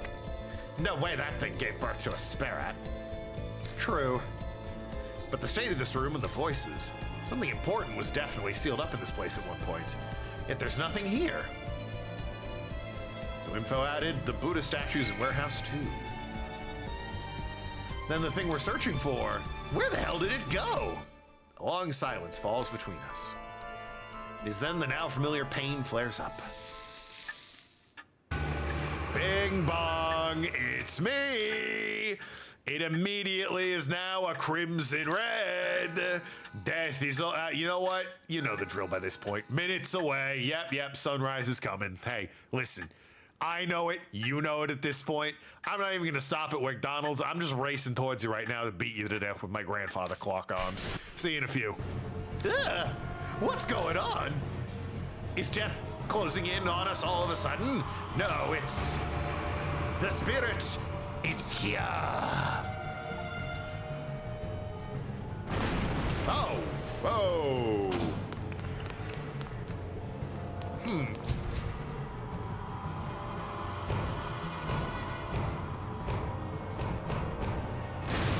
Huh. Well, I can see why they had some trouble not dying to this thing. A low sutra chant hums, trembles in the air. It feels like my whole body is numb. It may be because of that hum. I need the gun with blanks, and you need the bell. Booyah loses consciousness. Oh. I grab the gun, but I can't control my head. I turn the gun towards my head and fire. Ah, the blank explodes. My consciousness fades. Good thing it's blanks. There's strong ring in my ears and it's preventing me from hearing the chant. Hearers clutching their head like they can't hear anything either. The numbness is faded. It shakes the bell. Nothing happens. Cannon soldier yells, making my heart clench. Booyah's injured. Hero's injured. Well, I have to keep using that bell, tell you what. But for now, the regular pistol and the bell. The soldier's wounded. Spirit fades and becomes intangible. Shakes the bell. The soldier's wounded. Spirit turns solid again. Yells, making my heart clench. Hero's injured. I'm injured. We're all injured. Ugh. I don't like that your eyes opened as you got closer. That's unsettling.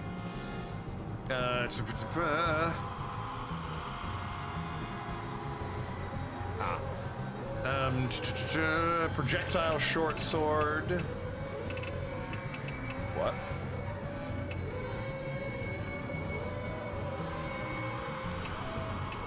Oh, ranged short sword, not projectile short sword. And the bell. Bit of a, I'm guessing, translation between systems issue there. Sword and bell.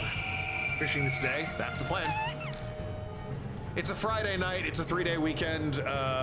There's probably not enough left for me to do this next Thursday. That's upsetting. Rusted army sword and the bell, I know. Can you believe it, the bell again? You injure it and then it fades and you gotta ring the bell to bring her back. Out of nowhere, footsteps approach behind me. Is this the old man? Whoa! A voice yells comically, and whoever it is puts their hand on my back. But I can't take my eyes off the spirit before me. Banshee, is that you? What are you doing? Instead of replying, he shoves something into my hand. It's a large chisel with a grip stained in blood. This! I found it in that room in the mansion. Why was it there? In that instant, I understand everything. The heart of the curse that we were searching for. The objects that gave birth to the spirit. So it was kept in Cujo Mansion. Thanks. I'm gonna use it. I grabbed the chisel and faced the spirit. I think I used the army sword again. No, the chisel, obviously.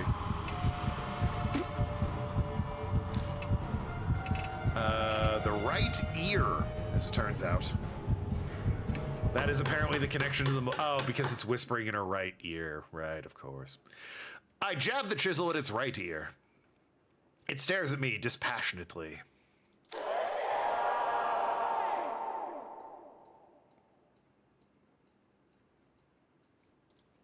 Finally, it smiles and disappears. 9-hour stream. You joke, I've done that before. You don't think I'm going to be able to beat it tonight? The bonus chapter is decently long. Oh. I thought the bonus chapter was like... Because I'm already, like, done here at only halfway. I'll take your word for it, though. I'll take Kaida's word for it. The statue, I do have to read these all out loud, and I go on tangents, so I guess we'll finish this next Thursday. Statue stops moving and collapses. It stopped, right? Main story, yes. Bonus story, no. Fair enough. Seems so. I don't got the mark anymore, so there's no doubt about it. Okay, but what about me? Fuck! God damn it! Once again, I'm the only one still cursed. Ah! Glad I made it in the nick of time. If my legs weren't in such good shape, it'd have been over for us. Thanks for saving us, but you know that was pretty reckless. I thought I said it's dangerous for a group of mark bearers to go somewhere haunted. Ah, yeah, you mentioned something like that when I was eating. Completely slipped my mind. Sucks to suck, curse boy. Thanks. Tell us, old man, what happened at the mansion? Oh, this rank bitch Clover came and kicked me in the dick and said sucks to sucks, curse boy. That's when I found that chisel and limped over to you. Not quite sure myself, but I'll tell you what I know. After you left, I wandered the place looking for something to eat. My mark hurt like hell right by a room. I slipped inside and found a bunch of chisels and things. Oh yeah, must mean the room I found. I was kind of out of it because of my mark at that point, but I noticed one of the chisels was glowing all weird with a dark light. I knew right away that it was hiding some awesome spiritual power. But what made you decide that you had to bring the chisel here? You seemed sure it'd be effective against the cannon soldier. I heard a voice when I picked it up. It reminded me of a lady, sorta. It said, to bring the chisel to you. Oh, and that's when it hit me. It was what I'd been looking for. Oh, that thing you mentioned in the car. The heart of the curse that created the spirit. Exactly that. So I hoofed it over to give it to you. I'm mad you're funny? Yes. Mods ban that woman. She's funnier than me. It's not allowed. When I looked through that room before, Yosoka said that the Kuja family used to create Buddha statues a long time ago. It's possible the chisel was used to create the statue that became the cannon soldier. I don't know what the voice was that he heard. Probably something like the mysterious voice that's guided me before. You know, I haven't heard it in a while. And that's what happened. So, we heading back to the mansion then? Booyah! I, for one, am hungry, but I bet Damien's worried too. Damon. I left without saying a word, after all. Yeah. Searching for documents on the mark, carting all the statues out. It'll take more than a day to do all that. We should probably get back to the mansion and figure out what to do next. What? We're leaving already? I want to examine this place. I glanced at the statue falling on the floor. Sorry, but you'll have to do that another time. Fine. In exchange, I won't worry about this shelter to anyone else. Why do I need her specifically for this?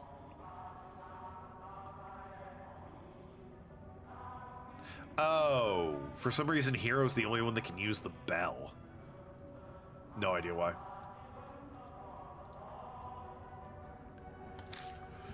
I'm gonna study every inch of that. Yeah, okay. Hey now, this is my home. Can't have you rooting around here. That's just you saying that. You don't legally live here.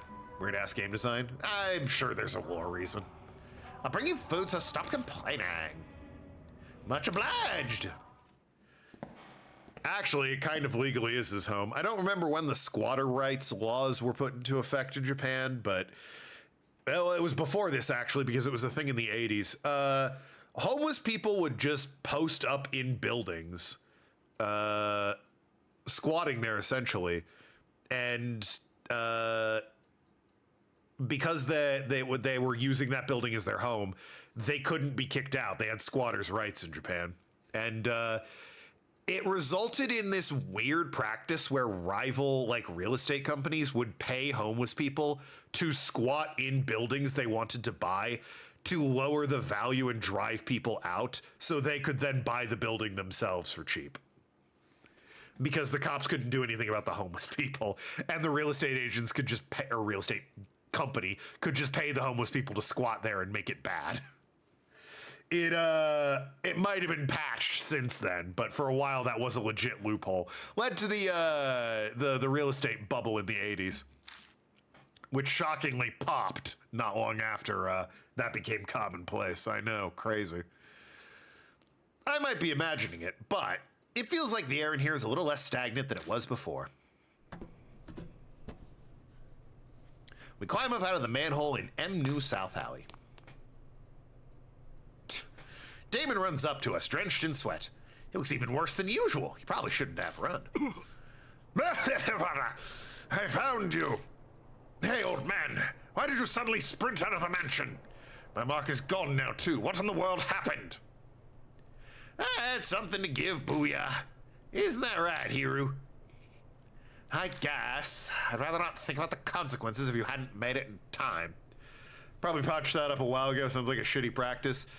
Well, yeah. Originally, it was designed so that, like, if you were homeless and, like, were squatting in a building, the cops couldn't kick you out, and so that you had a roof over your head and somewhere you could go to and not get arrested. Noble, sure. Why not? It was quickly exploited because somebody figured out the loophole that they could pay homeless people to just post up in buildings. Oops. I'm not sure I follow, but it seems he really helped you out. Well then, if I must do my investigating on another day, are we splitting ways here? Our marks are gone now. Booyah still has his, though.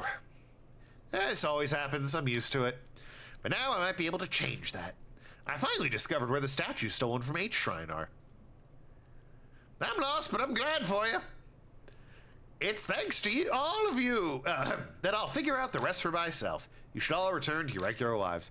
I don't know, man. You've got to move statues, like, across the country. Don't you maybe, or at least the city, maybe get some help with that?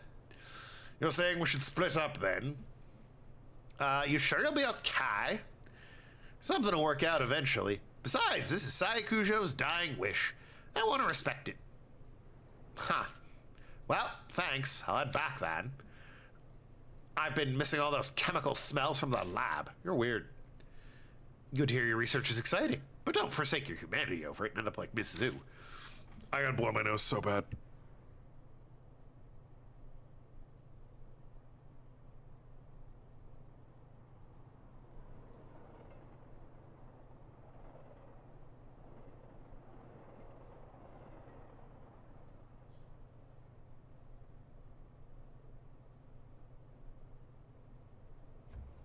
Ahem. Like I do that. It's not even funny, by the way. Oh yeah, Mr. Booyah. Whenever you want to get those statues, I'll hop out. Until then, say ya. Yeah, I'd like to get that as soon as possible because there is literally a mark on my arm that will kill me. I'll be off as well. Honestly, all this has put a strain on me. I'm barely staying upright. Whatever you do, don't collapse on your way home, please. Hey, Booyah. One day I'm hoping to let the public know about the underground shelter. For the sake of the wandering souls without a proper burial, I'd like it if you helped me with it. See you around. Guess I'll go too. You're not returning to the shelter, are you? I'm not that brave. The soldier's gone. How did you live in there for 10 years and the soldier didn't bother you? But there's plenty of other things down there. I'll give it a few days to settle. You're still planning on going back. I'm not sure I'd call that a smart move.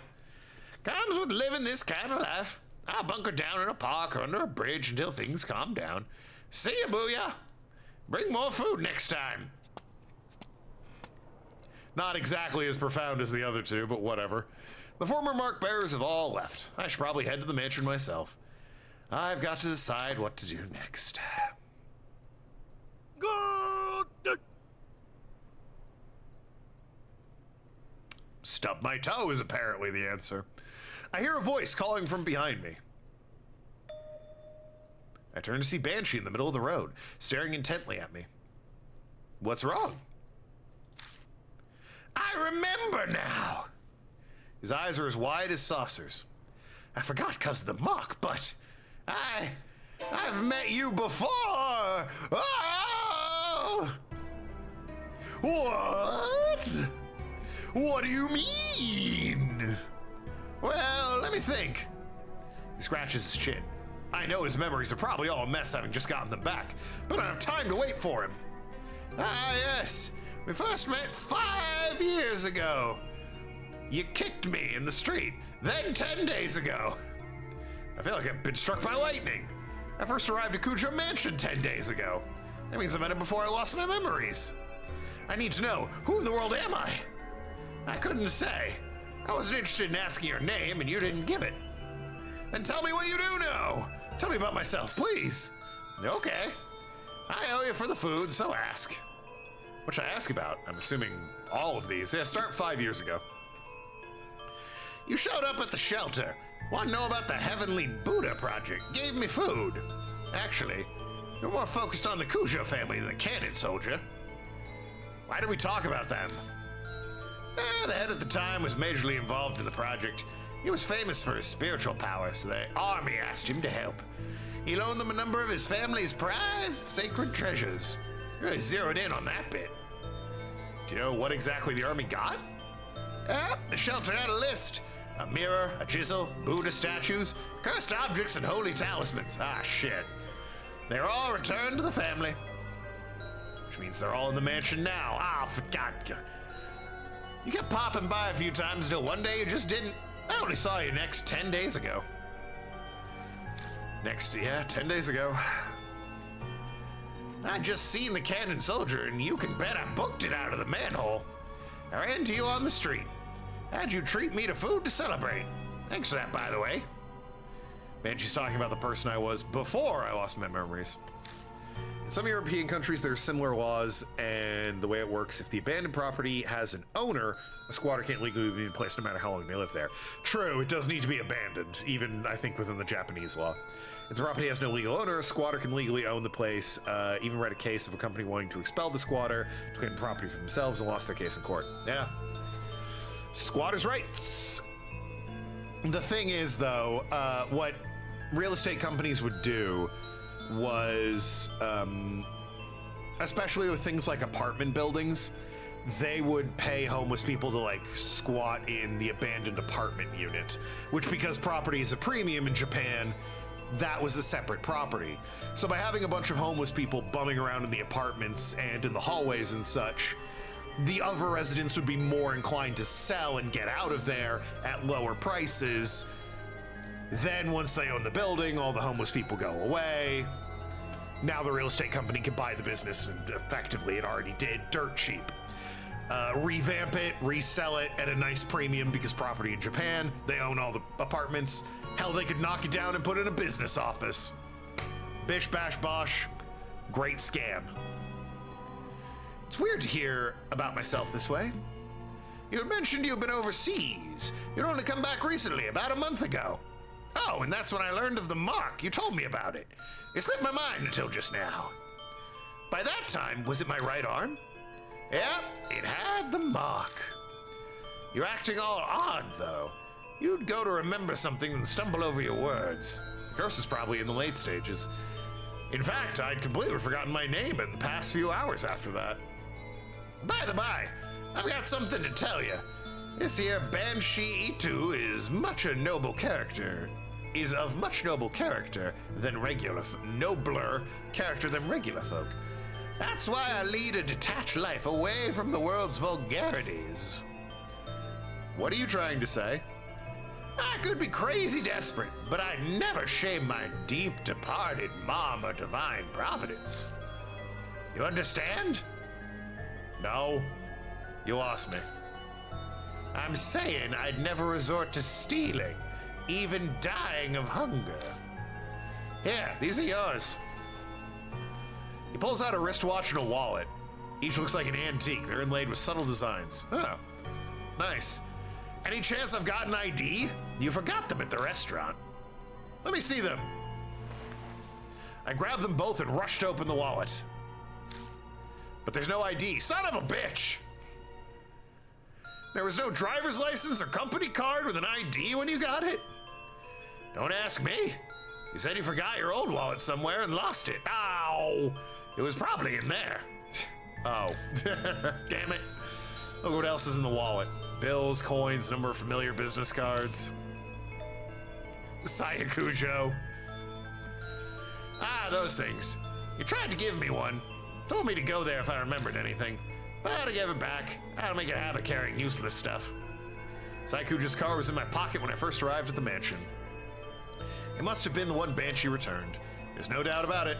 I lost all my memories after I met Banshee. I've asked everything I want to know, but something's still bugging me. Did I say anything about the mark when you saw me 10 days ago? If the legal owner wants to expel the squatter, they can't just kick them out willy-nilly. The squatter can't be expelled during winter, and the owner has to find the squatter some other lodgings, these temporary lodgings. Yeah, it's a whole string of red tape, that squatter's rights, that the Japanese real estate business exploited the hell out of. Well, I was focused on eating that. I was so focused on eating, I wasn't paying full attention. Are you kidding? Oh yeah, you said the same thing about Hero and the Cannon Soldier. There's no way a human head on a statue will make it move. But it did actually move. That's what I thought too. And then you said something strange. You said what had happened 50 years ago wasn't because of the project. It was all because of her. Met in Europe, not Japan. Worked similar in Japan as well. Yeah. Don't know the specifics, but yeah, I imagine squatters have some protection. Her? That's not all. Can you just give me the whole story? You said she gave you the mark. That she loved watching you lose memories and fear death. You made her kick the bucket once, but she came back to life. You said you needed to do the same thing done 50 years ago to get rid of her. My heart wants to beat out of my chest. I can feel sweat running down my face. There's no way I can keep calm. Before I lost my memories, I'd known who had cursed me with the mark. Old man, who is she? Did I tell you? I wanted to know too, so I asked, but you couldn't answer me. I don't think you were trying to hide it. You just honestly didn't remember. Is that because of the mark? How old are you? My character? I have no idea. He looks like he's in his mid to late 20s. I guess technically, well, nah, I have no idea. Yeah, that's about all I can tell you. Booyah! We should get going soon. Go? Where? I'll tell you in your car. I'm real tired of standing. I'd like to sit for a bit. There's no point in arguing here. I'll just get it out of him once we're in the car. New info added, my past self. Yeah, if I go to like, these are all the spirit files. Yes, Cujo Mansion. How do I get to the menu? I guess I can get to the menu from here. I'm pretty sure, yeah, I'm only like late 20s, mid to late 20s. Nope, mansion's out of the way. Banshee clambers the backseat of the car. His heavy scent fills the enclosed space. I can finally catch my breath. Now then, driver, take us by the forest by H Castle. Oh, good, we're back to the forest. I guess that is where the Buddhas go, yeah.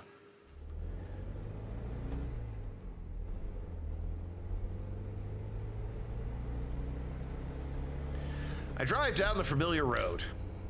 All lights along the way are strangely green. We reach our destination without me having to slow down the car once. The engine chugs along. I feel the wheels of fate turning like those in the car I'm riding.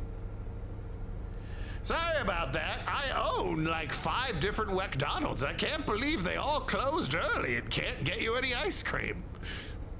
10 days ago, I promised. In exchange for you buying me an extra order of almond jelly, if you did forget anything, I'd take you to H Shrine. Sounds like I prepared for everything. But if I was that careful, why didn't I leave myself a clue? Why prepare if I was just gonna forget? Did the curse progress faster than expected so there wasn't time? Or did someone get rid of it? But if I had business at H Shrine, why didn't I go there while I still had my memories? Something about timing, waiting for some magic summer cleaning to clear away impurity. Suddenly, my old self echoes in my head. I speak the words out loud slowly as realization dawns. The summer purification rites. They're rites held at shrines to exorcise evil. On the last day of June. Ooh, we got like a month, brother. You pass through the woven reeds to cleanse yourself. I was trying to use that ritual to exorcise the impurity. Ah, gotcha. Luckily, today's the 1st of July. Oh, shit. So the rites or whatever are done. Should be no problem now. Exercise the impurity, huh? What kind of impurity was I trying to cleanse? The more I learn, the less I understand. My previous self is like a complete stranger to me. So what, they erect these shrines on the last day of June? And then for the summer, you can just go through them whenever you want to cleanse your impurity? How many times have I come to this forest now? Too fucking many. Creepy arch and the thick trees look the same as always. You know where its shrine is, yeah? No. Lead the way. You've never been there? First I heard of it was 10 days ago. Banshee and I push through vegetation to make our way down the beat trail. Pass under the stone torii gate. And finally arrive at the desolate H Shrine. A few headless Buddha statues are left, shine in the light of the flashlight. So the statues used in the project were stolen from here. Yep, that's right. Is it really true statues are connected to the mark somehow? I've considered the possibility the mark was caused by their divine wrath, but 10 days ago. You said what happened 50 years ago wasn't because of the project, it was because of her. This course I've been following this whole time, and at some point, I had to have been fed some huge lie. But what could it be? A shudder runs through me at the thought. It feels like I'm looking into the depths of hell. You said 10 days ago that the altar holds something important. Something about needing to keep it here to exorcise the impurity. Completely dropped the voice. He approaches the small altar and puts his hand on the sliding door. Huh? What's going on here? This thing's empty. Don't ask me. It was already gone when I got here earlier. Well, that's darn weird. He said there was a cloth pouch. What was inside? A small fist-sized statue. A ninjibutsu or something. It was for the Go-Shintai of the Go-Shintai of the shrine. The Kujo had used it as a shelter to stop this mess 50 years ago. Again, it's the Kujo family. Must have strong ties to the mark. Well, this is all I can do for you. At least it was enough to pay off the dessert. We should head back, son. Right. Cloth pouch, huh? So unsure about what my old self was thinking, but it's clear whatever plan I had didn't work. Where did the ninjibutsu go? On the way back, I feel reluctant to go. I keep turning and looking at the shrine. Each time I do, Banshee hurries me onto the forest entrance. Well, this is where we part ways. You're not gonna ride back with me? I'm gonna be honest with you. I got a bit carsick on the way here. Flat roads were fine, but the curves and hills did me in. I got a nice meal and I'd hate to throw up, so I'll walk back. It's pretty far from here. Kids are wimps these days. When I was young, I used to walk across the Himalayas all the time. This ain't nothing. I once crossed a highway in New Jersey to watch the World Cup, Sonny Jim. We're Japan. I don't even know if we like that fucking game. But I did it. His laugh is loud enough for the whole forest to hear. He waves and leaves me alone. Once he's out of sight, I get into the car. It's the first time I've been alone in this car in fucking ages. All right, Love Hotel, let's go. I pull out of the deserted parking lot and drive back to the mansion.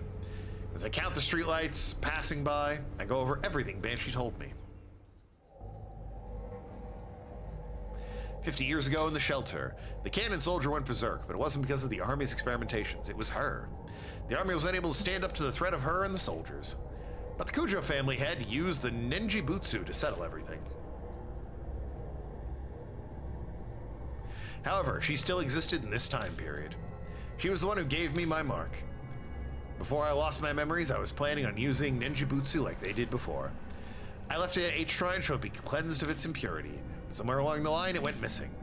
The past me probably couldn't have predicted that would happen.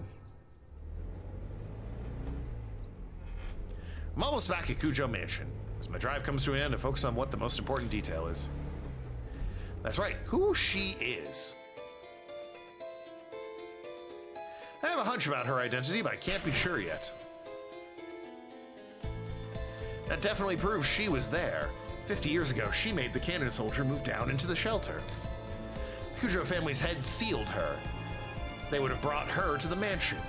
The sacred objects from the project of which she was one were returned to the Kujos. I gripped the steering wheel tighter. If there were any way to defeat her, it just has to be in the mansion. I don't have any solid proof, but fragments of my memories are whispering to me.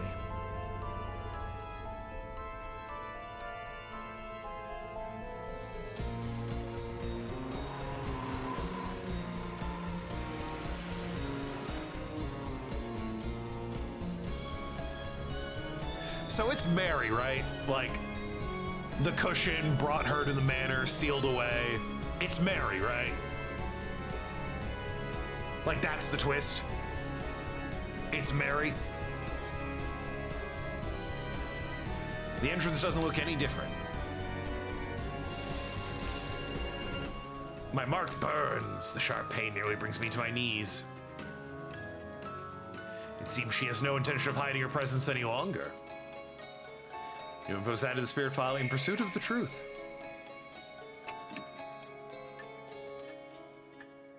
Hey, Mary. Yeah, the cushion matched the couch. So we meet again. Mary's voice is soft. I know now. Behind those words is hidden intense lust for blood.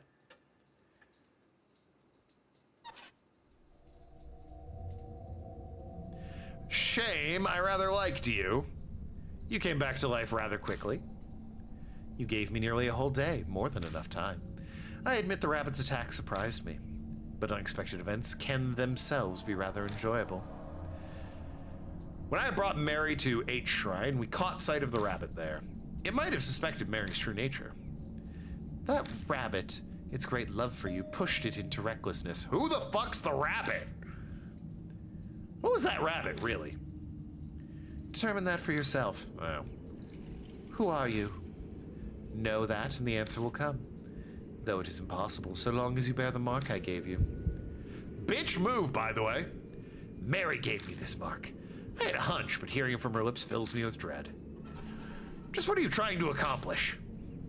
Dragging the living into the depths of despair before killing them. I believe I explained that is the spirit's utmost desire and joy. And I had your cooperation with achieving that. Cooperate? That's ridiculous. Oh, have you not realized it yet? You did bring those pathetic mark breakers directly to the spirits, did you not? They all lived. Long arm of the law over here. They feared the spirit's existence, trembled in the face of death. I savored the taste of the fear and despair. Most delicious. You had all of us help out, just to terrify the mark bearers even more? Clearly. I could have waited for the curses to be complete if I only wanted them dead. That is not the only lie. Mark bearers must stay in small groups. Do not contact outsiders. All my instructions were to drive you into a state of emergency. And not once did you doubt me. Well, hell. I bet she's telling me all of this because she wants me terrified with how hopeless the situation I find myself in is. I'm frozen in place, and I know my face must be as pale as death. She must be loving this. Don't tell me you created all those spirits just to accomplish that. Indeed. Really? It's a lot of work you went to. When Lady Christie believed divine wrath was the cause of the mark, I had never been more amused. Her foolishness was delightful. I just had to come along with you. So you lied? Of course. How could a pile of broken statues possibly do anything? I could be imagining it, but I feel like she hesitated for a moment there. 50 years ago, I was sealed away by the head of the Cujo family. I awoke here 5 years ago. At the time, I was still unable to speak and communicate, but it seems my awakening alone caused a number of ripples. Those who died unfortunate deaths on cursed land became monstrous spirits. The H elementary abuse, the honeybee mass suicide, Sayako's assault and suicide, they all happened 5 years ago. Well, that's unlucky. I finally regained my full power a little over a month ago. Then the Buddha statue connected to me 50 years ago began moving. The woman killed by the statue was influenced by my power. That must have been Cannon Soldier in Zukawa. Zukawa believed it was a divine oracle from the soldier, when it really been Mary. Must have been a busy year, yeah. She did as the great Azura said and transformed herself into Miss Zoo. Once my strength returned, I again bestowed my power on spirits. It connects humans to me and manipulates them into a panic. The mark. I know you've been toying with us, but well, why did you have to close every McDonald's that has a fucking ice cream machine? Your misery. You monster! Was there really need to make us connected to you in some way? Of course. By being in direct contact with you, I could taste your fear. Even now. Are you scared of me, Lord Booyah? I mean, I feel inclined to say no.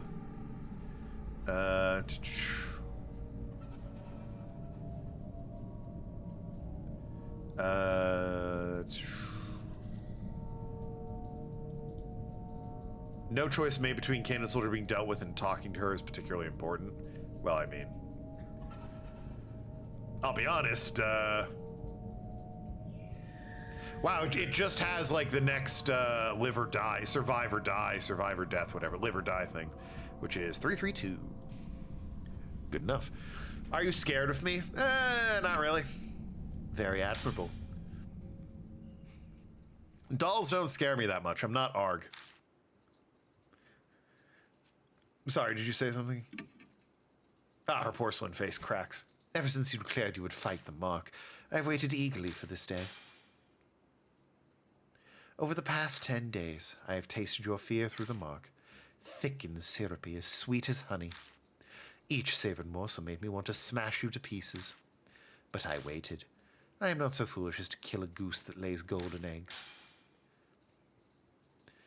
Ah, but I cannot take it anymore.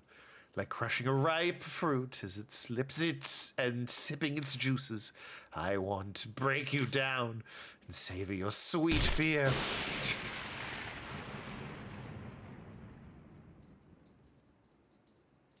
Soiled a pair of undies the other day. Yeah, well. Bing bong, it's me! There's a few minutes left until death, and this time I don't have to fucking go anywhere. My thoughts blur together suddenly. What happened to a mark bearer right before dawn? I've seen it many times. Is that what happens to me now? Lord Booyah, wait for me. I'll kill. I can hear Mary stand up over by the sofa.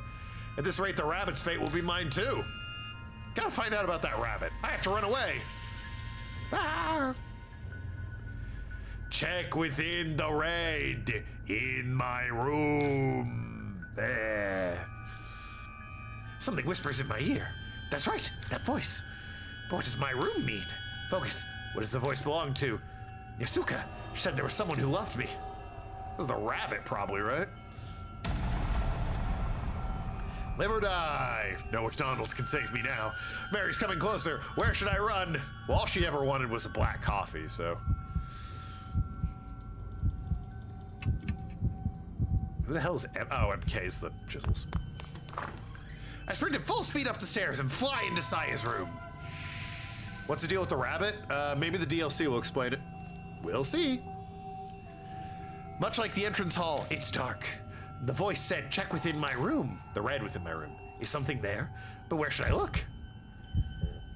Probably the blood, right? That's where the red is? The floor, dipshit.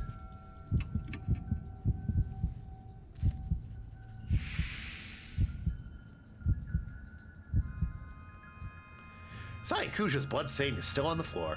It's obviously dry by this point in time. There might be something lying on top of it. I can't be sure as it's too dark. Nothing was there last time I was here. Picking it up, I discover it's a small pouch. Inside is a thin object. I move over to the moonlight to see it better. Probably just turn the light on. It's a small Buddha statue. It can't be. Is this the Nenji Butsu?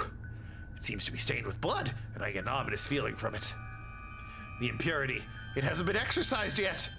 Oh, no! I instinctively know the instant I see it. My mind is suddenly flooded with all of my memories of the Ninja Butsu, one after another. 50 years ago, the head of the Kujo family used this to steal Mary's power. He put the Ninja Butsu inside her to seal her. Then, about a month ago, someone took it out. That person was me. Oh, shit. Why'd I do that? Because of that, Mary regained her power. The Ninja Butsu in my hand looks exactly as it did back then, full of impurity. Impurity that's built up from sealing Mary's power for 50 years. To cleanse it, I left the Ninja Butsu at the uncontaminated H Shrine. It would take time to exorcise all the impurity. It's already July. The summer purification rite is over. So why is it impure? It wasn't there, dummy. The object the rabbit had in its mouth could have been carrying the pouch then instead of the master key. The Ninja Butsu was taken away from H Shrine before the beginning of July. Maybe this rabbit saw Mary by the shrine and was scared she would find it, so it had no choice but to steal it away. Door to the adjacent room opens up. Mary must be looking for me, but she can sense the presence of mark bearers. What's going on? Wait, is it possible Saya's blood is protecting me? Bring it to where I met my end. The voice whispers in my ear again.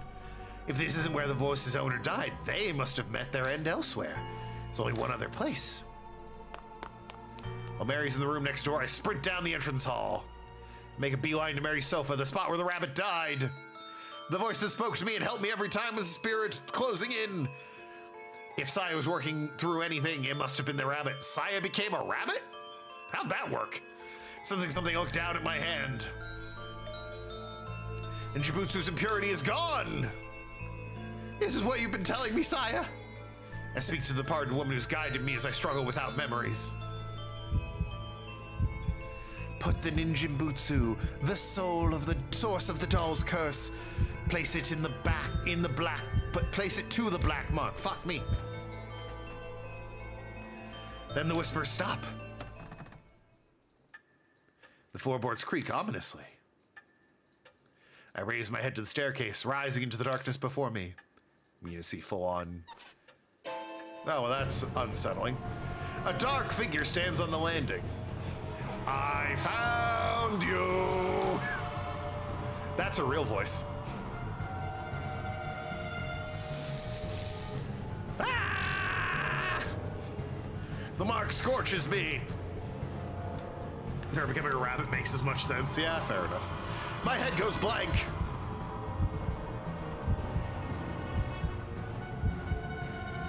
Mary's coming closer. My body won't listen to me.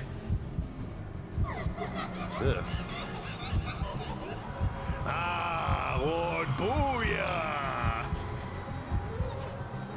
Mary closes her hands around my neck. She's trying to kill me.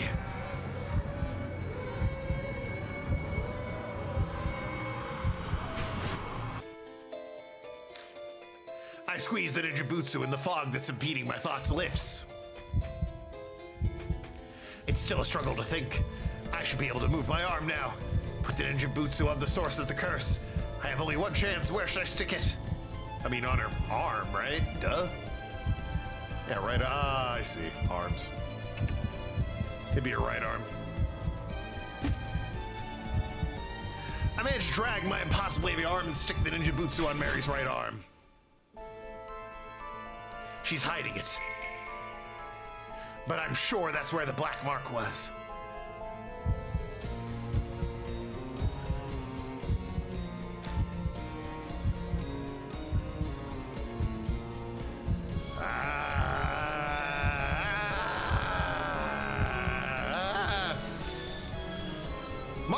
consume and bury one after another.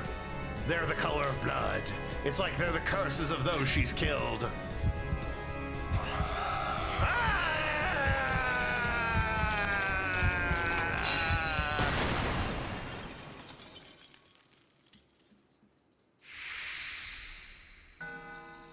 I did it. Well, I didn't see that coming. I liked Mary. She was helpful, I thought. I was like, I hope she's in other games. And then she died, and I was like, oh no, Mary.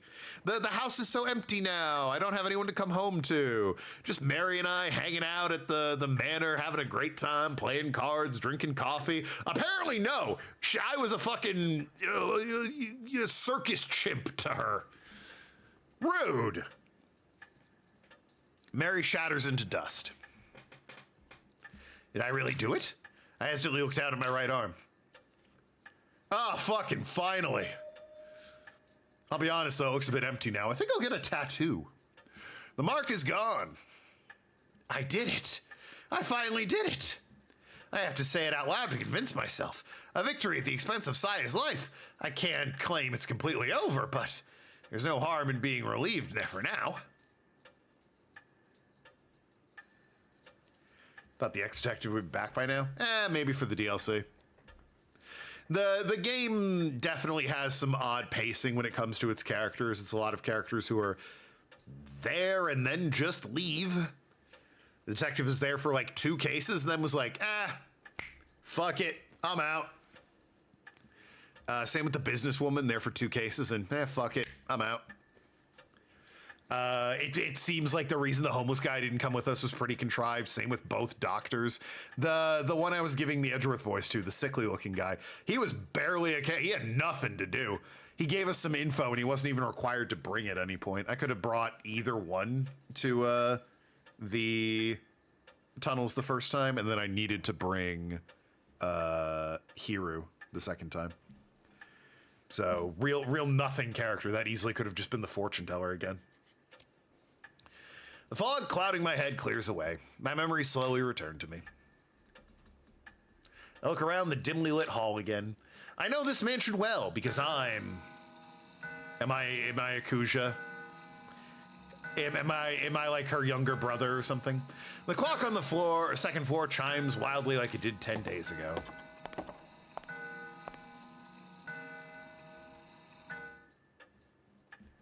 When I make my way to it, it stops. Almost as if it had a will of its own. That's right, this grandfather clock.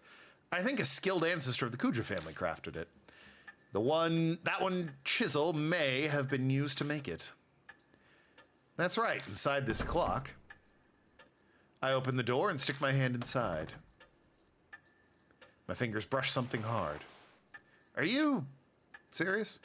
I realize it's a voice recorder. This was here the whole time! I press the play button. Ugh.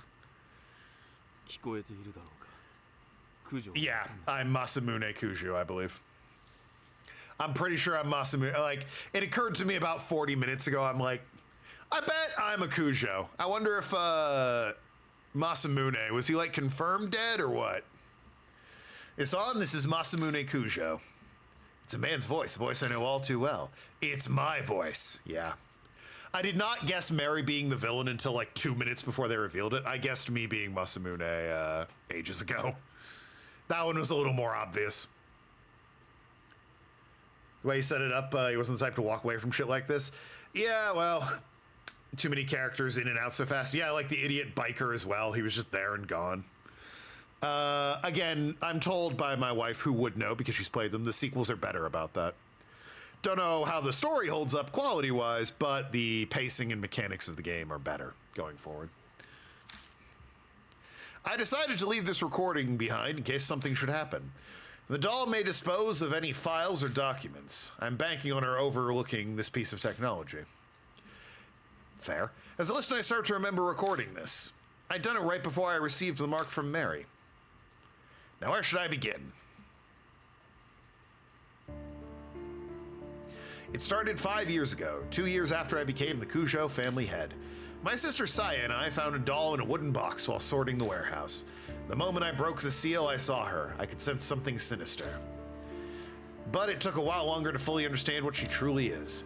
If only there had been records. But great-grandfather who sealed her away didn't leave any before his early death. Or if he did, the homeless guy burned them for warmth. Because of that, his descendants weren't told about the doll. I managed to learn the doll had been loaned to an army lab during the war. Strange old man who lived in the underground shelter told me. I went overseas to try and get more information on the doll. But I got into an accident while away and was presumed missing. Saya became the new family head, but I wasn't able to contact her until after she inherited the title. I wonder what that accident was. It wasn't something worth contesting. So I explained everything and had her keep up the facade that I was missing. Public records still stated Masamune Kujo was very much alive, of course. I couldn't have used my passport or license otherwise. I'm off topic, sorry. I only just returned to the country last week. Other psychics abroad all agreed it would be bad to leave the doll be. A ninjutsu inside the doll still suppressed its cursed power, but I realized it was almost at its limit. If left alone, it would crumble. It would be impossible to suppress the cursed power of the doll. That was the worst case scenario. But what was to be done? The answer I came up with was to remove the ninjutsu from the doll temporarily. Its impurity would be cleansed after a month stored in a pure area. And then I'll place it back in the doll. If I succeed, the doll's power will be sealed for a few more decades. But the problem is that 1 month. I have no idea what kind of curse will be revealed when the doll's unsealed. I'll do what I can to prevent disaster, but my power can't compare to the ninjutsu. I can't guarantee anything. There may be victims again, like the tragedy 50 years ago. Why didn't you just get a new ninjutsu that you charge up and swap out immediately? This is a necessary evil. It must be done in order to prevent even more people from falling victim. After this, I'll disassemble the doll and remove the ninjutsu. I pray everything goes according to plan and the worst of evils is avoided. I hope this record isn't needed. But if the one listening to this has a loved one who's fallen victim to the curse, then I'm very sorry. The recording ends there. Damn it! Well, my sister's dead. I clenched my fist so hard my nails dig into my palms. Yes, the voice on the tape was mine, but I'm furious with it. I don't know that person at all. Mark's claimed so many victims over the past month. I even lost my little sister, Saya. What was just another inevitable victim that the voice spoke of? She just another... Well, I mean, what do you mean I can't forgive him? No, it had to be done. The doll was breaking and it was going to be worse if he didn't. Like, yeah, okay, bad stuff happened, but it would have been worse if I just left it alone. I guess I don't know why he couldn't just huck the doll in the fire or get a second one, but apparently those didn't occur to him.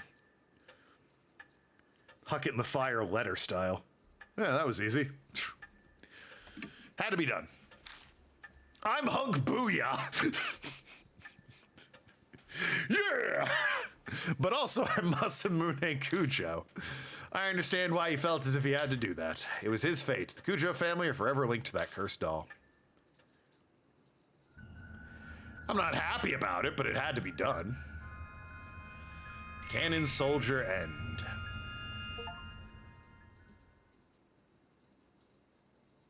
Just gotten a new ninjutsu or something. Removing thing and leaving Mary to her own devices was dumb. So is this the DLC at this point?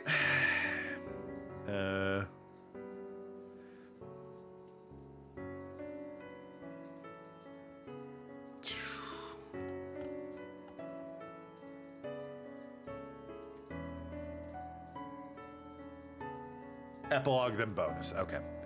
2 months have passed. I don't want to start the bonus until Thursday. The occasional cool breeze signals that summer is almost over. I spent my time putting the case of the mark to rest as best I can. I put Saya to rest by burying the rabbit and contacted the surviving mark bearers. Putting the Buddha statues in place of honor was one of those tasks. They weren't connected to the mark after all, but I couldn't just leave them there.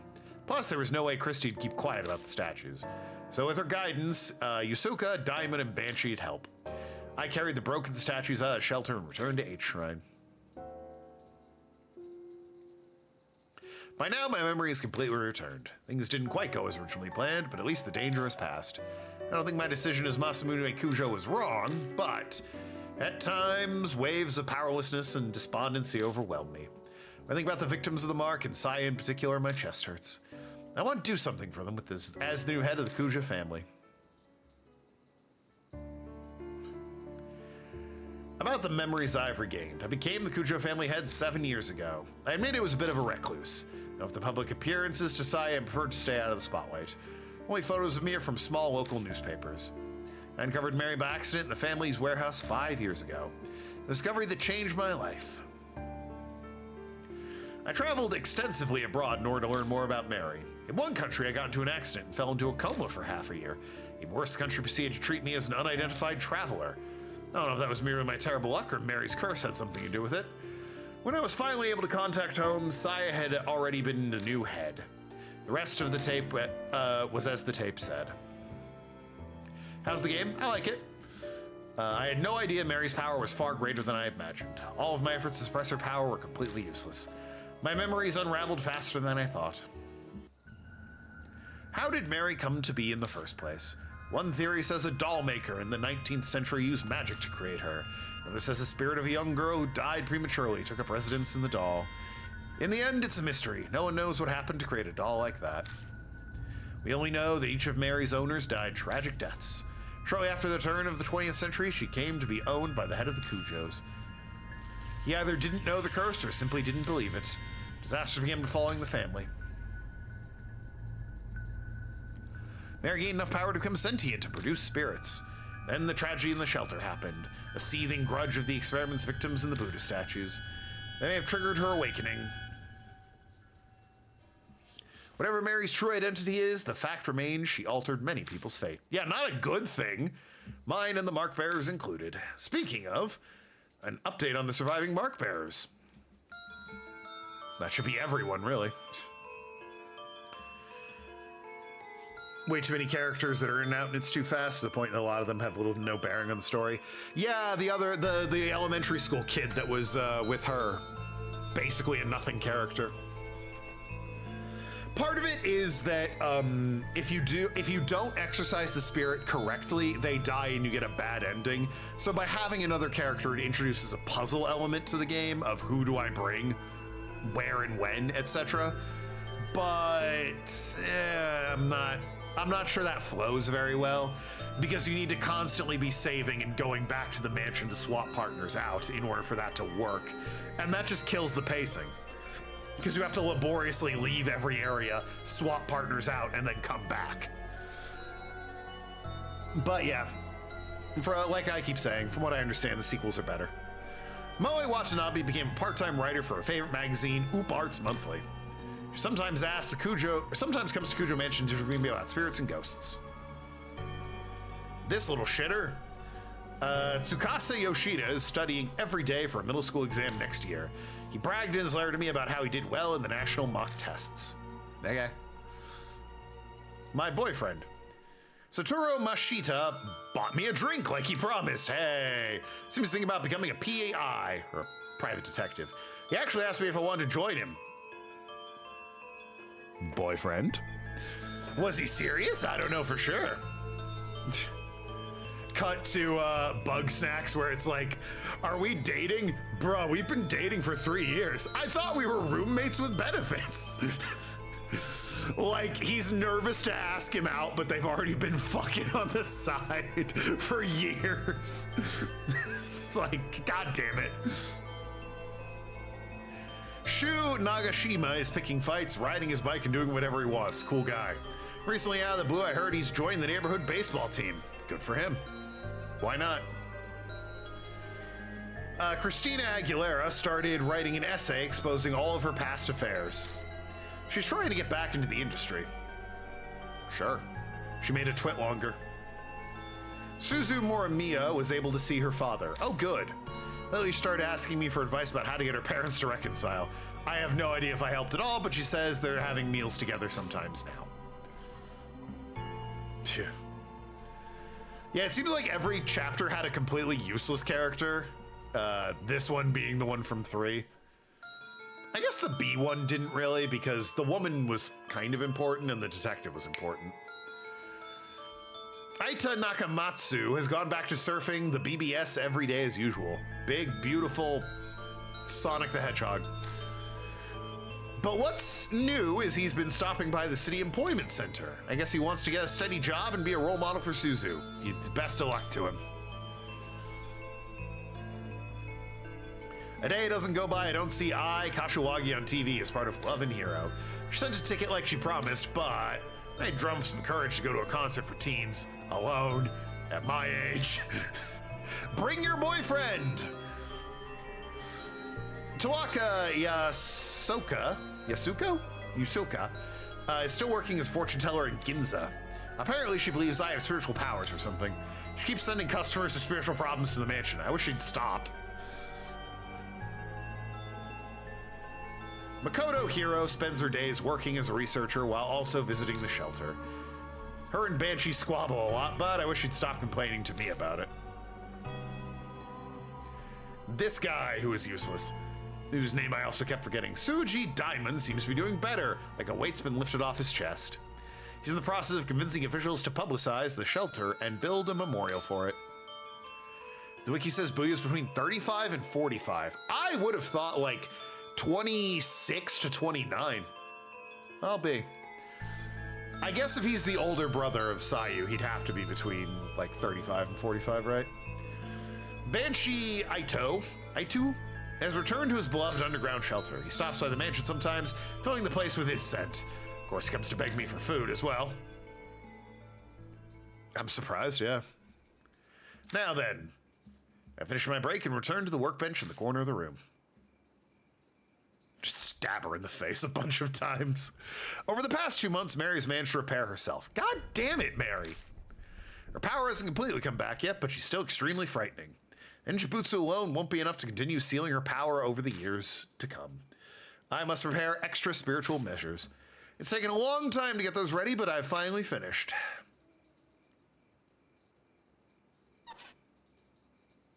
Once everything is complete, I replace the ninjabutsu inside of Mary. Finally, it's over. I pick up Mary and put her in a wood box. 5 years. It's all started with... Can you just, like, put her in a lead box and dump her in the ocean? It's all started when I opened the lid of this box. Yeah, sink her into the sea. Like... Mary stares up at me from the depths of the box. I have no idea if she'll be aware of what's happening right now. But there's no doubt she'll regain powers when the ninjabutsu wears out decades from now. I'm determined to find a way to destroy this cursed doll before it happens. Dump it in a volcano, you know? But until that day, you need to stay asleep, Mary.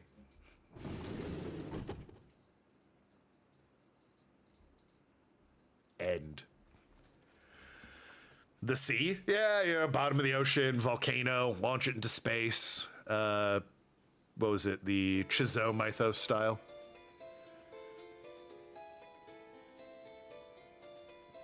Well, that would be the end. Concrete her up. But there is DLC from this game ages ago that they did add. Frank Bo DeWint II. Hell yeah. DLC was added to this game, and apparently it's quite a long episode. So, one more episode of this on Thursday. I can skip the credits. Gallery's been updated. You'll be able to view game illustrations. Data is being saved.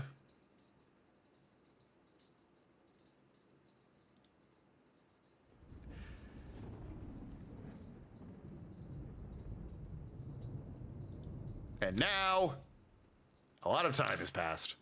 Is this the DLC? I don't want to start the DLC until Thursday.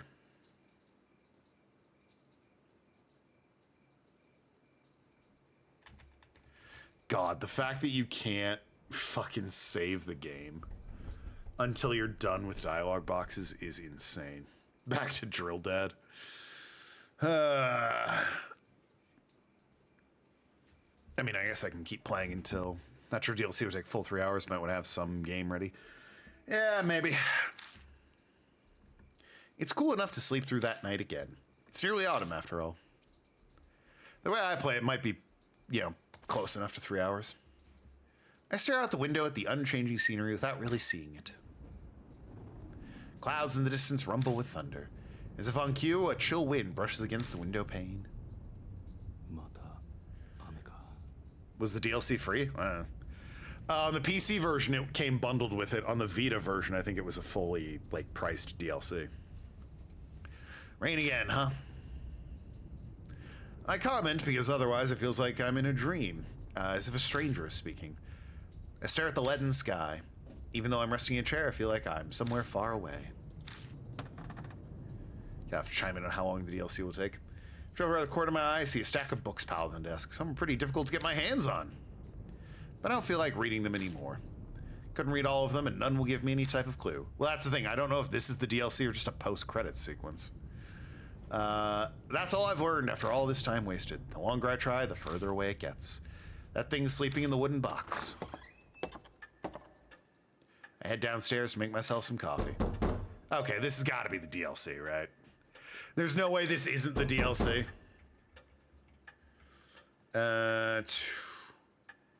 You signal the arrival of new mark bearers. I'm so annoyed I can't just, like, go into the fucking menu and save. It's so frustrating. Like, it said it saved the game, but I'm afraid if I close it, I have to do all that again. I mean, I guess I don't have to read it, and I've got like a week to do it. This is the DLC, yeah. This game has a sequel. There's a prequel and a sequel. It said the game is saved, so I'm going to trust that it's saved. If it's not, I'll replay it, and we'll be back here for the next stream, starting up the DLC. It'll be easy to skip through. I can just follow the guide. I don't have to read anything. Easy peasy. But anyway, until Thursday, love you all. Be good people. Good night, everybody. Don't trust dolls, apparently. Arg was right the whole time. Burn them just as soon as you see them. Burn them, ocean, space, nuclear reactor, something. Just get rid of them. Toodle pip, have a great weekend. Good night, everybody. I'll see ya Sunday for Bioshock Dose.